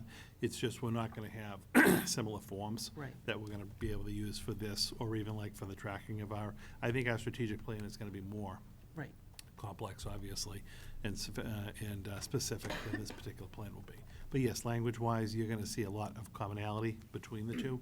It's just, this is really kind of a stripped-down plan that'll go into the state. Any questions on this? Right. Great. Item number 5 this evening, we had done at the last school committee meeting, was just a kind of a mid-year check-in with school committee status on goals. So we put together a similar document for my goals for the year that just talks about some of the action steps we've taken to date on the various goals, what we're working on. None of this should really come as a surprise to you. A lot of it actually mirrors what were in your goals, because we really have very similar goals for the year. But it just gives you a sense of some of the things we've been doing to address those goals for the coming year. And there are 3 district goals around our academics and our social emotional learning, our facilities, and our budget alignment, and then as well the professional practice goals at the end. So again, just to kind of share with you what we've been working on so far. Any comments, John? No, it looks good. Yeah. As an aside to that, I don't know if I mentioned to you, you had asked when we did your goals that I put it up on the school committee website. It is up on the website. Yes. And just a goal update. So I'll do a similar thing with mine. And I know it's only March, but we should, at some point, probably go over, because there is a new superintendent evaluation process, right? That we just should probably take a look at that before it's time to, dive into that. Yeah, there's a whole new process and rubrics and, single-year plan, multi-year plans. We did collect some information at the conference. Yes. In November. Yeah, in Yeah. November, so. Yep. No, I'm open, so we certainly can I would have a say a sit lot down of and it talk is about that. having information available to judge against, so this is a good start. Yeah, it's a good start, yep. All right, anything else on this? Okay, very good. All right, moving right along. Item number 6 is another update for you with regard to where we are with our strategic planning process. Again, I think sometime around the holidays, we reported out some of the results from the parent satisfaction survey that we had completed with our parent groups. And then we had done a separate survey with some different questions for our staff in the district. So you have the cumulative results from that survey. Similar to the last time that we did the parent survey, we had used Google as a product to be able to do the survey. So you do have the first series of pages. There were 12 questions in total. You kind of have the Google pie charts. I actually, at the end of it, went through, because again, this doesn't break it down by school or level, so I had gone through at the end in more of an Excel spreadsheet, broken down the data by question, by site, to be able to see if there's any trends in the data and how the schools want to take a look at some of the results we've received. So at this point in time, we have sent that information to the schools. What we've asked the schools to do is take a look at their school-specific information. Oftentimes, they have different leadership teams or grade level teams or department teams at the school level to take a look at the information and the feedback we've been able to receive. And as they're obviously starting to talk about their goals, reporting for the year, and starting to talk about what they might want to have for their goals for next year, use this data to help inform that. At the very end of the survey, there were 3 open-ended questions. One was just, what do you really like and what is working well at your school at this time? What would you see as areas for improvement? And then where over the next 3 to 5 years, as we're putting together the strategic plan, what are some things that you would like to see in it? So I had gone through those open-ended feedback items that we had and kind of come up with some just consistent themes that were coming up in the language. The schools will do kind of individual coding of that language, and they'll use that to, again, inform their own goals. But just to see what was kind of coming across the district K-12 without getting into specific schools or levels. And the last couple of pages of this report is just my summary of those consistent themes. So you have that to be able to take a look at it. I have to say there was really nothing too surprising that that jumped out at me in this. But I think what this, again, will do is really allow the schools to get a little bit deeper into some of the responses that they received and be able to work with their leadership teams to see if people agree, if they disagree, you know, what they want to do to improve moving forward. So wanted to send that to you. Any thoughts? 476 responses, 400 participants. 67, I think. Oh, I'm sorry. I thought there was a number up at the top. I got all excited for, I'm sorry, what? on the first page. 467. Did I put the wrong number? And what's our total It's staff? 467 responses. Is that what, did you mean 467? 467 total responses. What did I say? No, that's what I thought you said. Oh, yes, that's, and if you look at like the last couple of pages where it breaks down the individual responses by school, they all tally up to 467. What's our total staff? Ooh, this was submitted, I mean, so technically, really anyone that worked in the district that had the staff email, so this would be all administrators, all teachers, all paraprofessionals in the school. Joanna, do you have a ballpark number? Close to 800. But would that even include like the aides and things? Be more than half then. More than half the That's- staff that's participated. pretty good for But if teachers you on look a at, survey. if you look at different, yeah, it was voluntary as well, so it wasn't required. And again, I'll be just more curious to see what comes back from individual schools as they look through the data and what they see as trends or what they might be working on. 961 recipients. Yeah, but that's gonna be coaches and everything too, yeah. I think the 700 to 800 is a more reasonable number of like total staff who may have participated. So just looking at the results, a couple of things that popped out at me was the one that's CPS staff has a voice in the collaborative leadership of my school. When you look at the combination between disagree and strongly disagree, it's 12%. That's a substantial, to me, that's a substantial number of people who apparently strongly, Maria, do you mind, No, have a- which question is that one? What number? CPS, I don't know Oh. what number the slide is. Just for the viewing audience, because they don't have this in front of them. the- CPS staff has a voice in the collaborative leadership of my school. Yeah. It's that Slide response. 110. If you, for people watching, there were 12 different questions that were actually asked of the staff. So the first question was, CPS students and staff communicate effectively and respectfully. Second question was, the school where I work has a positive learning environment. Question 12. Third question, CPS students take pride in their school. Fourth question, the leadership of my school is accessible and available to hear ideas and concerns. Fifth question, CPS teachers adapt their teaching to meet the diverse learning needs of students. Question 6 was the teachers, principals, and staff of CPS share a common vision for quality education. And I should say again for the viewing audience, in each of these questions, staff were allowed the opportunity to go in and rank them on a scale of strongly disagree, neutral, if they either didn't have a feeling one way or the other, or they didn't have enough information to make a selection, agree or strongly agree. Question number 7 was CPS provides a rigorous academic curriculum that allows for deep understanding of subject matter and challenges all students to fulfill their potential. Question 8, CPS provides a learning environment where students feel safe, cared for, and supported. Question 9 flips it for staff, so the CPS provides a learning environment where staff feel safe, cared for, and supported. Question 10, CPS students' successes are celebrated within and across schools and throughout the broader Chelmsford community.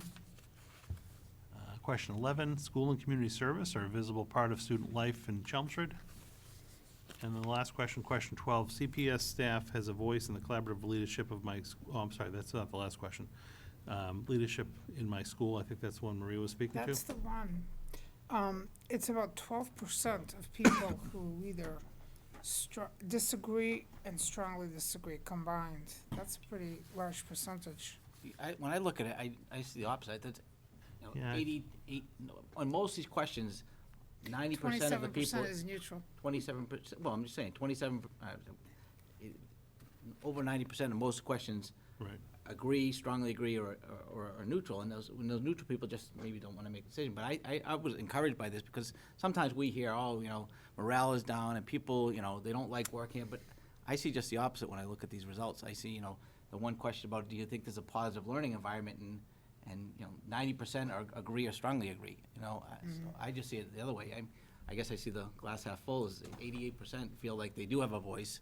Right. And 12, you can't, you know, you're not gonna please everybody, but, you know, I think those are strong numbers. Well, yeah, I think it's when you look at your numbers too. I mean, like on that particular question, you know, 65 out of 467 people felt that way. So you've got 400 people more that feel a different way. And I do. I mean, I think you're looking at, you know, 7 out of 10, or close to 8 out of 10 people in the district, you know, were either neutral, agreed, or strongly agreed.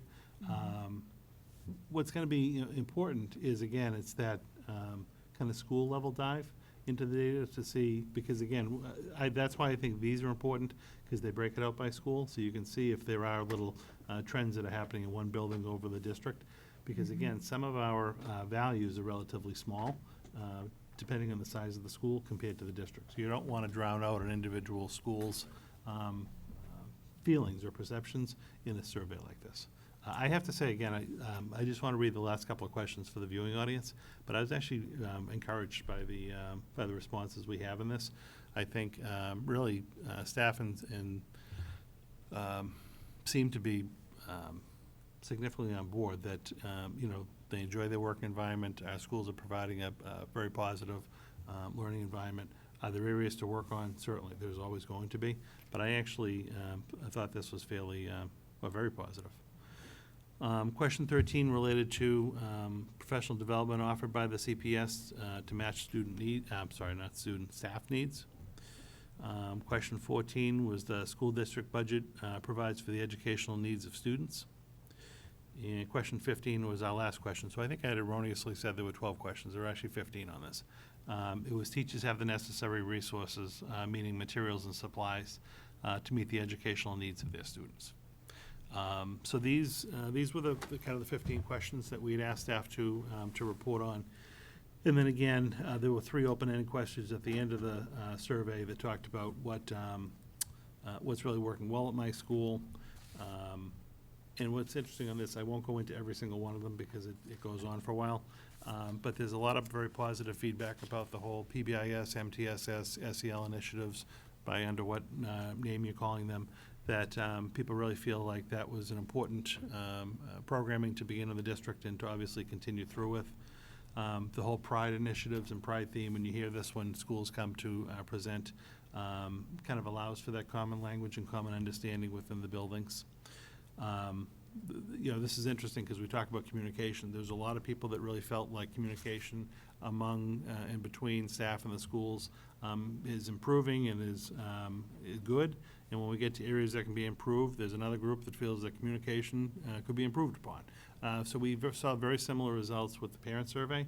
And again, that's why we want to kind of hone in a little bit deeper on, you know, what are people's expectations? Is this communication around, you know, trying to get involvement in the decision-making process, or, you know, finding out about a particular event that they just didn't hear about? So that's the work that we have to kind of continue to do. And then lastly, there was not a lot of surprise about, and it kind of aligns with the work we've been doing about the next 3 to 5 years. What do people want to see happening? And I have to say there weren't a lot of, you know, all of a sudden we need to shift and start something brand new. But it's really kind of continuing the initiatives that we have ongoing, a lot of the SEL work, but getting a little bit deeper, providing more time for people to get, you know, depth as opposed to just breadth in some of these initiatives. So continuing the SEL, continuing focusing on positive relationships and how important relationships are between students and staff and faculty within schools. a lot of different people had talked, and we're, Linda's group is already looking at, that literacy program, particularly at our elementary school level. It's time for a new literacy program, and a lot of people have talked about that. The phonics piece and writing, which we now have some writing coaches working on. So a lot of this really kind of gelled and jived with that. So again, all in all, without going point by point through it, I actually thought the results we got were overall very positive. I think they are informative. And again, I'll be curious to see when the schools break up this data and actually report on what their findings are and how it jives with what their recommendations for their improvement planning process are going to be, how some of this will fall into that. Question? I got one. Yeah. Yeah, so on question 13, professional development offered by CPS matches staff learning needs. Mhm. The agrees and strongly disagrees are actually outweigh slightly the agree strongly agrees. Is that something you guys are you looking at? I think it's more Linda, I think. John, I had a question about that in terms of if you can sort out where the responses were coming from. And the reason I asked that is because I know that was something that we had committed to the paraprofessional group over the summer during contract negotiations. That would be something. So I'd like to, I'd like more information. Like, are they feeling like that we've, met that goal, or, so I agree with you. This one was concerning to me. Yeah. But I'd like to know more about what the demographics were in terms of the disagree and neutral. Right. I think on this one again, and that's why I want to get some feedback from the individual schools, but within the individual schools, you don't have it here, but they actually have it broken down by the type that the person kind of identified with. So is it a teacher, is it a paraprofessional, is it an administrator, a direct service provider like an OTPT speech person like that. So they do have that data. And I think this is something too where Linda does head up a professional development committee for the district that has staff input on it. And I think we're gonna obviously have to take a look at what the staff are asking for, but then as a district, like what we're also required to provide to staff.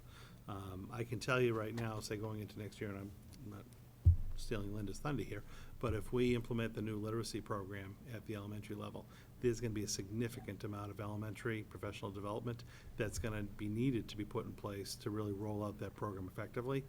Now, I'm hoping that the elementary people are gonna be on board with wanting to do that professional development, but someone in the back of their mind might say, well, I really wanted to do something else for professional development. You're always gonna have those conflicts, but I think this data also, in addition to schools looking at the feedback, Linda will be able to take this to the professional development committee and take a look with that group at the feedback. So I would wait a little bit to kind of see, yes, some of these numbers we want to dig deeper into, but the groups haven't had a chance to really do that data dive yet. So I'd like to let them do that. Right. The other thing too is I think we have to define professional development. Right. Because, for example, one of the concerns from the paraprofessionals is, and this is true everywhere, it's not just true in Chelmsford, but, they oftentimes don't have a chance to be able to meet with their teachers to get any type of training and actual supervision because they're so busy throughout the course of the day. And a lot of times it's, on-the-job training and on-the-fly information sharing. Right. And, I don't know if they're considering, that lack of opportunity to be able to meet with their teachers, a lack of professional development. So I'd be curious to know if that factored into how they may have answered this question. Right. And as I Well, said, there's this a is a problem everywhere. Yeah, no, I don't disagree with you, and there's a difference too between like, training, like, Right. When you're first starting a job, and just general training you need to have to be able to fulfill your job, but then, the kind of part two to that. How do you, once you're in the role, how do you then help grow people? Right. And what do you provide for them and how and who? So yes, so that, certainly will be forthcoming. So just to chime in, we do have a professional development committee, and I think where the disconnect can be is that's usually, like you said, it's sitting with teachers, related support services. Paraprofessionals don't sit on that committee, because they're usually receiving their professional development from special education, right? So we're not developing their PD for them. Okay. Right, I actually did have a conversation, it's co-chaired by a teacher, so it used to be Renee Titches, and now we have Dana Nick, and she's an SLP.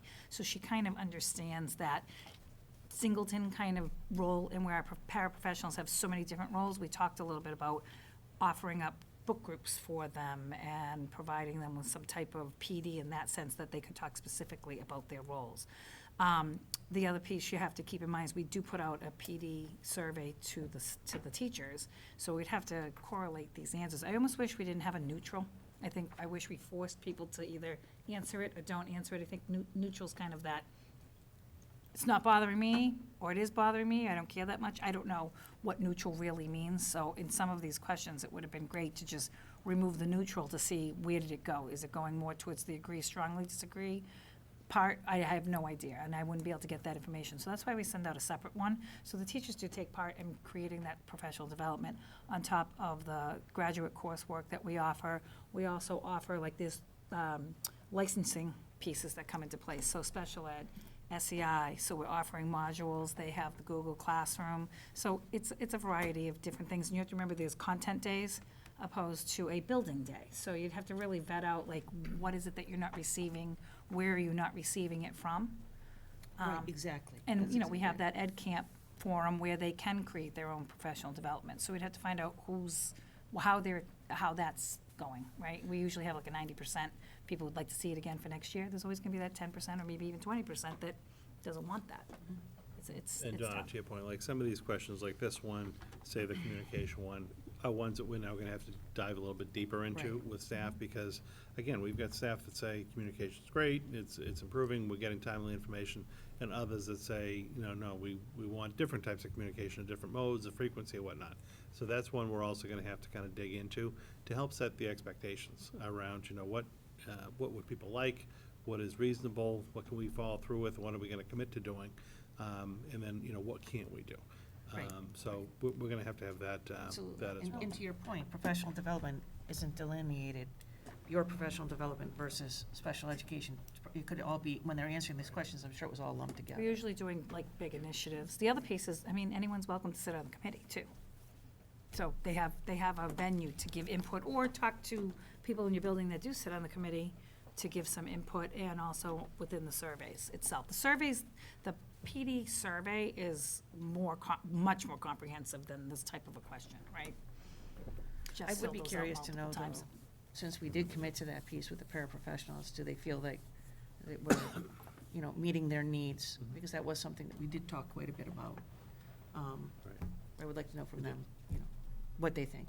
And the last thing I want to say is, these 3 questions at the end, I thought that the teachers were very informed and thoughtful in their answers. I find this to be very helpful.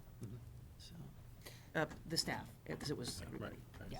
Maria, you have something? So, explain again, if you don't mind, what you're doing in terms of going back to each school. I think I missed this. So with this data? Yes. All right, so the schools receive the overall report like you have, Uh-huh.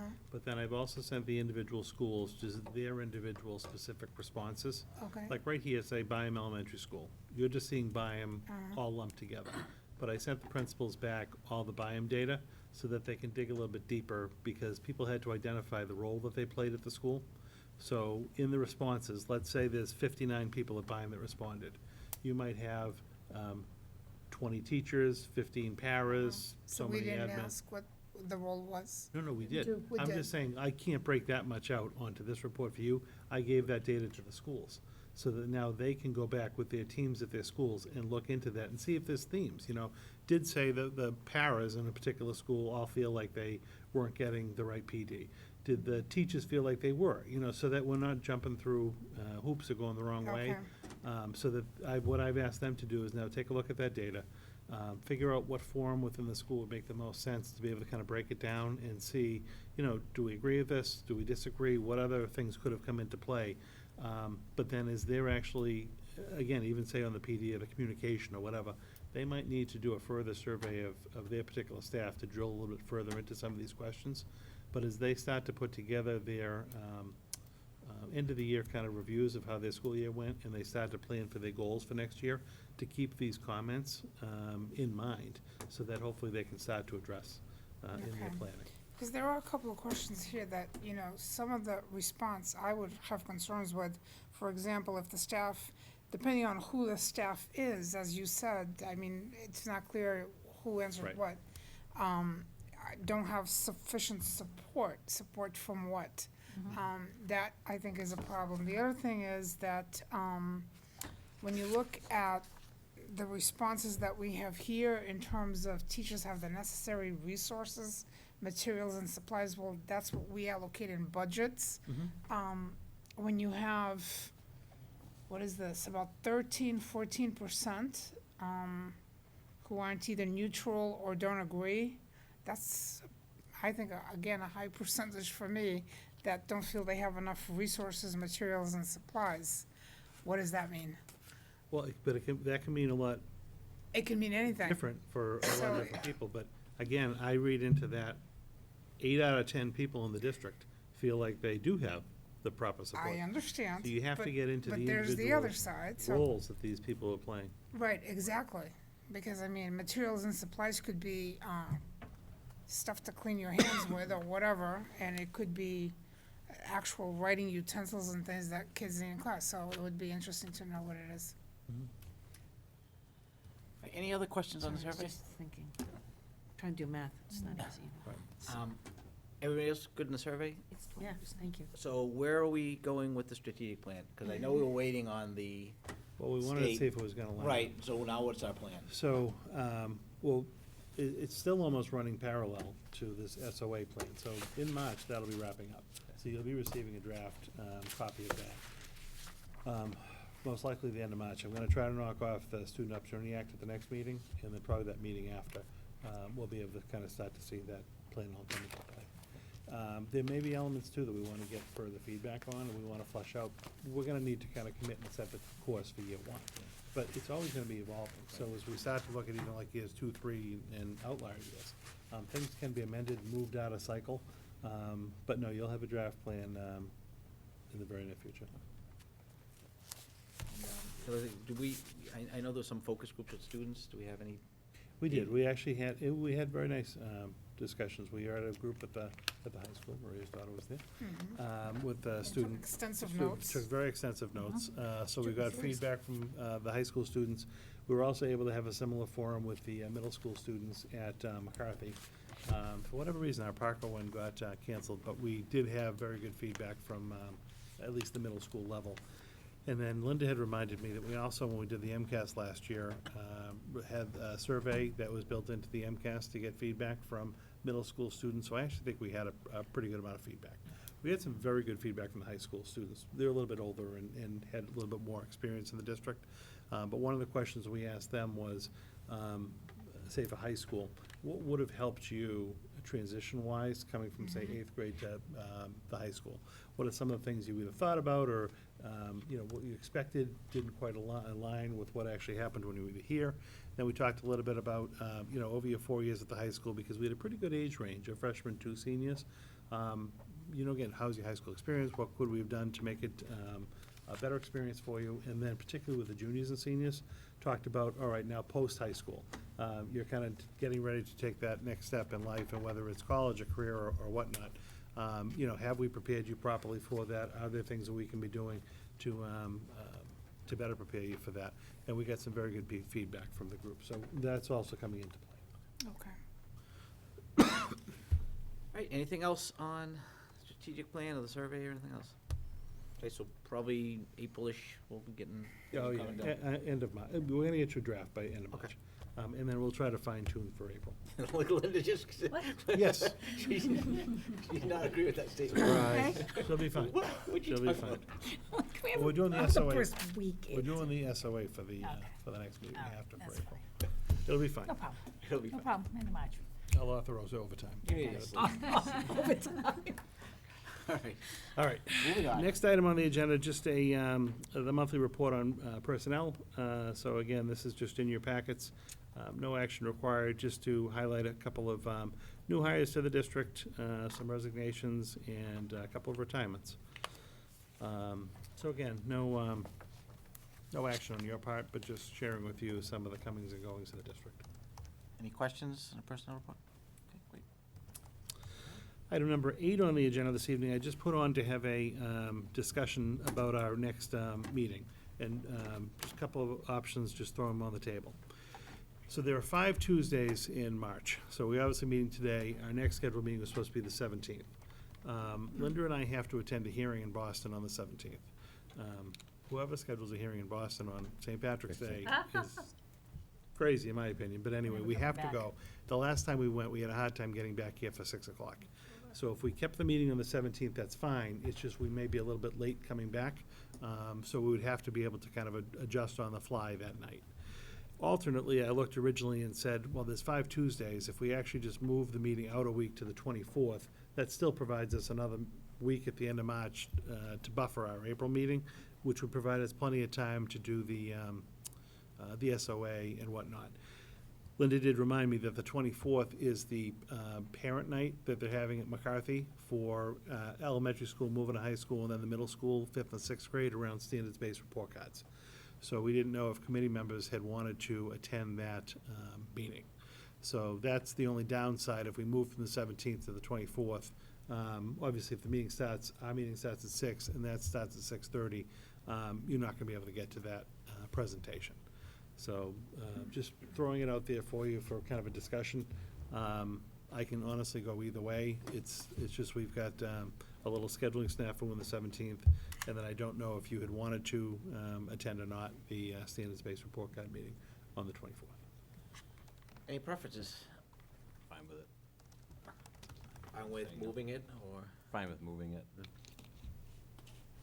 Donna, Jeff? I'm fine. Maria? Yeah, You fine? Maria, fine? So everybody's good with moving it to 24th? I think it's good to give you more, Linda, more time to put the strategic plan. That'd be great. It's only Drive back to it's only Boston. strategic plan. It's only the SOA plan. I'm only kidding. All right, so if you're all okay with moving it, I'll take a motion to, I make a motion to move the regular school committee meeting from March 17th, 2020 to March 24th, 2020. Second? all in favor? Aye. Aye. Okay, 5-0. Okay, great. We'll get that updated on the calendar and post it accordingly tomorrow. And my last item on the agenda was just approval of field trips, and we're holding off one, did not come through, so we have no approvals for you this evening, so I'm done. All right, any liaison reports? I have many. Any liaison reports besides Donna? I have one. All right, Don. So this weekend, I actually got to go to the Hootenanny, the Byam Hootenanny, which they have over at the McCarthy, and it was a really great show. Mrs. Babson did a great job with her beehive. Everybody's dressed as bees. They had shows, they had people singing, and it was just based on, it was the Wayback Machine, so they kept referring to older people and laughing, and I was included in that group, by the way. But just overall, great show, a lot of effort by the Byam PTO, and they just do great work, so really fun event. Was that their talent show too? Or they have? No, this was not the talent show. Okay. This was just, it was just a show. It was just really fun. What'd you call it? It's called a Hootenanny. Hootenanny? You have a doctorate and you don't know what I don't think I've ever heard of a hootenanny. People in Lowell don't know about hootenannies. No, they. You have multiple degrees. You know the word hootenanny? Hootenanny? I don't think I've ever heard of hootenanny. I didn't know it's still. All right, You TV should go show next back year. in the day. You should go next Maybe year. we should go. Is You there a have an competition? early invite for next year. All right, let me know. All right. Maria, anything? My meetings come up this week. Okay. I'm going to do this because they'll steal from Donna. I went to the South Row Science Fair. Got the opportunity to judge. Jeff was also there. Donna was also there. So that was great. It was great to see I all had such a those. good time. Yeah, It was so much you know, fun. And Center School's coming up, I believe, on the 11th. They also have their science fair. So, Donna, what do you have? All right, so at South Row, they have their book fair coming up from March 9th to March 13th, and family game night is on March 11th. And then they're having a Brinner, which is a breakfast at dinner on March 19th, which sounds very interesting. The Chelmsford Friends of Music will have a bottle and can drive on March 14th from 10 to 2 at McCarthy. The Chelmsford Music Department is hosting a mattress sale on March 15th from 10 to 4 at the Chelmsford High School gym. Summer music camp scholarships Summer music camp scholarships are available, and applications and documents are due by May 4th. And also, they also give quite a few college scholarships for graduating seniors going to 2 or 4 year programs who will be majoring or minoring in music, and those are also due on May 4th. Parker has her PTO tomorrow night. Parker's Got Talent is on March 6th at the PAC. Their science fair is on March 12th, and the Harlem Wizards, are you playing in that, Jay? No, I don't think that I am. Really? Well, we can sign you right up. It's the same So, night, no, it's the same night as Hall of Fame. None of us will be here. Oh, it's the 21st? It's the Can't play. We 21st. can't I was play gonna then. play too, you know. Yeah, I can't play. We have to go to Hall And of wear Fame. those short shorts. I saw that. It was, Donna, text me later, maybe I'll go. Thank If you. I can figure that date out. Okay, moving right along. John, I want to go back. I'm not trying to put you on the spot if you don't mind, but this mattress fundraiser. Yes. At the high school. Mhm. How does that work? Have you ever been to it? So if you go, and. Like you try the mattresses on? Yes, yes, you can, yes. Explain. Okay, go ahead. Okay, so they actually bring in like brand name mattresses and they set them all up and people can go around and, lay on them. And they actually, they have, on their announcement, on some of the Facebook pages, town Facebook, they actually show you a video of how they go about doing it. This is really quite good. I missed that. Okay. So if you need a new mattress, this is the time That to helps get the it. Disney trip. Yes, Oh, yes. Is that what that's yes, going to fund? yes. Okay. Okay, so the Apocalypse. That, yeah. Right. I spent a week practicing that. Remember, that's on, and I know you're gonna wanna put this on your calendar, Jay, I just wanna remind you It's again. already there. All It's right, already there. April 9th and 10th at the PAC. And then, must be doing a presentation at FinCom this month, right? We don't have our date. The subcommittee is coming out to meet with us next week. I forget the date. You know how they have a subcommittee that Yes, comes out? yes. And then it'll be the end of March, but I don't know that we have been slated for a date yet. Okay. But it'll be forthcoming. And I think that's it, except that we're also taking a look at possibly hosting one of your coffees at the senior center, maybe coming up, like the one they do at the Java Room. Good opportunity to be able to sit down and. I should tell you that. You're gonna love it. I like by the end of March. To be able to, have an opportunity, I mean, they are certainly stakeholders. Right. In the school system, and this would be a great opportunity to be able to sit down with them and talk to them.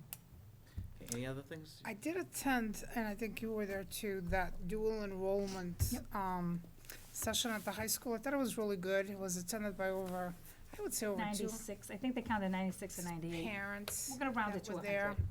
It was, Dean Lyons seems to be in charge of that one, and it went really well, I thought, the presentation. And I think internally, they're gonna do some presentations to the students too. Yes. Which would be good. Are we not calling it dual enrollment anymore? Are we calling it early college, or is that something different? Early college is a grant. It's similar, but it's called dual enrollment right Dual now. enrollment. And early college would just be pathways, and eventually be moving towards that.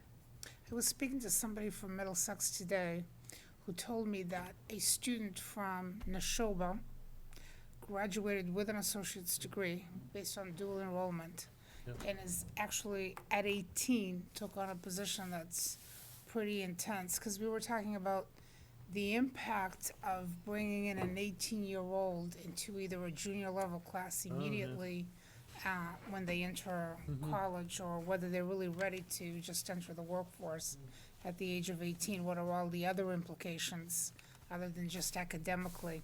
And it's actually really interesting to talk about that, because when you're, for example, attending conferences with adults at the age of 18, when you have a pretty intense type of position in a place, so just the impact is interesting, and I think giving students options is a really good thing. Any other liaison reports? Just the alumni tomorrow night, and once again, March 21st, George Simonian has All tickets for the Field. Hall of Huge Fame. one, It's huge. a good class getting into the Hall of Fame, and I just have to get on George's good side, so just give I George already bought my Simonian a ticket. call. I have my ticket. I got mine It's on hold today. for you, yeah. So, it's the 21st, just contact George Simonian. All right, any new items people have? Yes, I'm sorry. I do have a new item. Okay, May 6th is Day on the Hill, right? I believe 5th or Yeah. 6th, yeah. It's the 5th, I think. Oh, is it the 5th? 5th or 6th, yeah. I can't remember which In any one. case, at some point over the next couple months, maybe we should talk about, or do some talking points about what it is that we want to go in and be able to Good address. idea, yeah. We want a new school building. Yeah, that's definitely. Lots of things. Anybody else have any new items? I just want to remind everybody that next Monday, we're supposed to meet with the select board to help vote on new members for Neshoba. Valley Technical School Committee. I we've think been they in- did 7, correct? 7 o'clock, yep. Correct. You've been in contact with the union about those subcommittees? Yes. Yeah, hopefully They're get gonna back put to that us. group together, yep. Yeah, soon, so we can get those going. The other thing I wanted to just bring up and, you know, put this on people's radar for maybe our next meeting is some sort of discussion about student trips over April break. We have student groups that are going to Costa Rica and Greece, and how, you know, with, given the situations. Where are we going, Greece and Costa Rica? Yeah. Greece, Costa Rica, so, I know we just had this discussion at my school this morning about the tour companies, and right now they're resisting canceling these trips, and, you know, what that means to the, you know, the students and the parents and all that, so I think that's definitely a discussion we need to have, because, you know, if we push, especially with the meeting of the 24th, you know, next thing you know, it's gonna be April break, so, I think that's definitely something to look into, talk to the tour companies and the parents too. I think we'll also have more information over Yeah, the yeah, next right, couple of right, weeks, right, you right. know. 2 more We weeks. just get a general Corona update? I mean, should we look in getting more information on that over the next few weeks? Well, thank you for the email, by the way. And thank you for the email. Yeah, you're welcome. No, to be honest with you, yes, we can also get information. Not a lot has changed over the last couple of days, I Yeah, I think. mean- Yeah, I mean, the big thing is, you know, we're obviously staying in communication with the Board of Health. If there were ever any issues, it would come basically to the town through the Board of Health. We have a very good relationship with them. We did want to send that communication home last week to just kind of reiterate, basically, kind of common cold, flu-type responses, you know, constantly washing your hands, you know, those kind of things. Any kind of preventative stuff you would do. Yeah, if you like your hand sanitizer. You're able to find some, you can't Those find Harrington any in kids the got it store. right. What's that? Those Harrington kids got it right. The hand Yes. sanitizer. So, you know, so we sent that out. I honestly, I didn't receive any responses to that. The other thing is whether it's the flu, you know, the coronavirus, obviously not, but like a flu or a cold, whatever, if kids aren't feeling well, you know, if staff aren't feeling well, stay home, don't come in and infect the whole class. So we're just trying to, you know, work around those precautions. But no, as we get any information, I'd certainly pass it along. The Superintendent Association, the School Committee Association, DOE, you know, they're constantly providing updates, and I would obviously keep you in the loop. Linda was just mentioning as we were sitting here, she forwarded an email from like communities and what they're actually doing about April school vacation, so people seem like they're starting to weigh in on it. Let us put together a little information sheet for you. You okay? I just coughed. It was terrible timing. The coronavirus. Cough into your It was sleeve. from, no, I didn't. It Move was, over there, I choked okay? on water. Sorry. I was trying to hold it So in. what we'll do is we'll put some of that information together for you, and let's have a talk at the next meeting. We can also reach out to the tour companies and the staff and kind of just figure out where people are at Okay. and make some decisions. I know, I drove into Boston today for meetings, and I was shocked because the amount of traffic was very small. There were a lot of people not commuting into Boston. They're all on North Road Things are starting coming to from. change. They're all here. Yeah, they're all on North They're here. Road causing accidents, Get out. yes. I mean, and we talked a little bit, like, my biggest concern about it at this point is if we have students go overseas, and they're out of our control at that point. If for whatever reason, they can't get back to us. That's my Um, concern. Or people, I'm not, you know, as concerned about disease Two of mine type are on the stuff. Costa Rica trip, so I would Oh, are like to they? know what the plan is. Yeah. The other thing is that quite a few parents have said to me that the Greece trip does involve, but I know the people involved are very aware of it, does involve a cruise at some point. They'll be in a ship somewhere. So I think people are very aware of it. Right. And are keeping, I'm sure they'll keep you informed, but No, we'll pull information together, and we'll do all of our outreach to the different they people will in get the the groups. typhoid shot. They what? I'm just thinking shots they could come up with Do they have to before get these that to go? trips. Oh, boy. But we'll figure that out, we'll have a talk at the next meeting. Yeah. Great. Anybody else?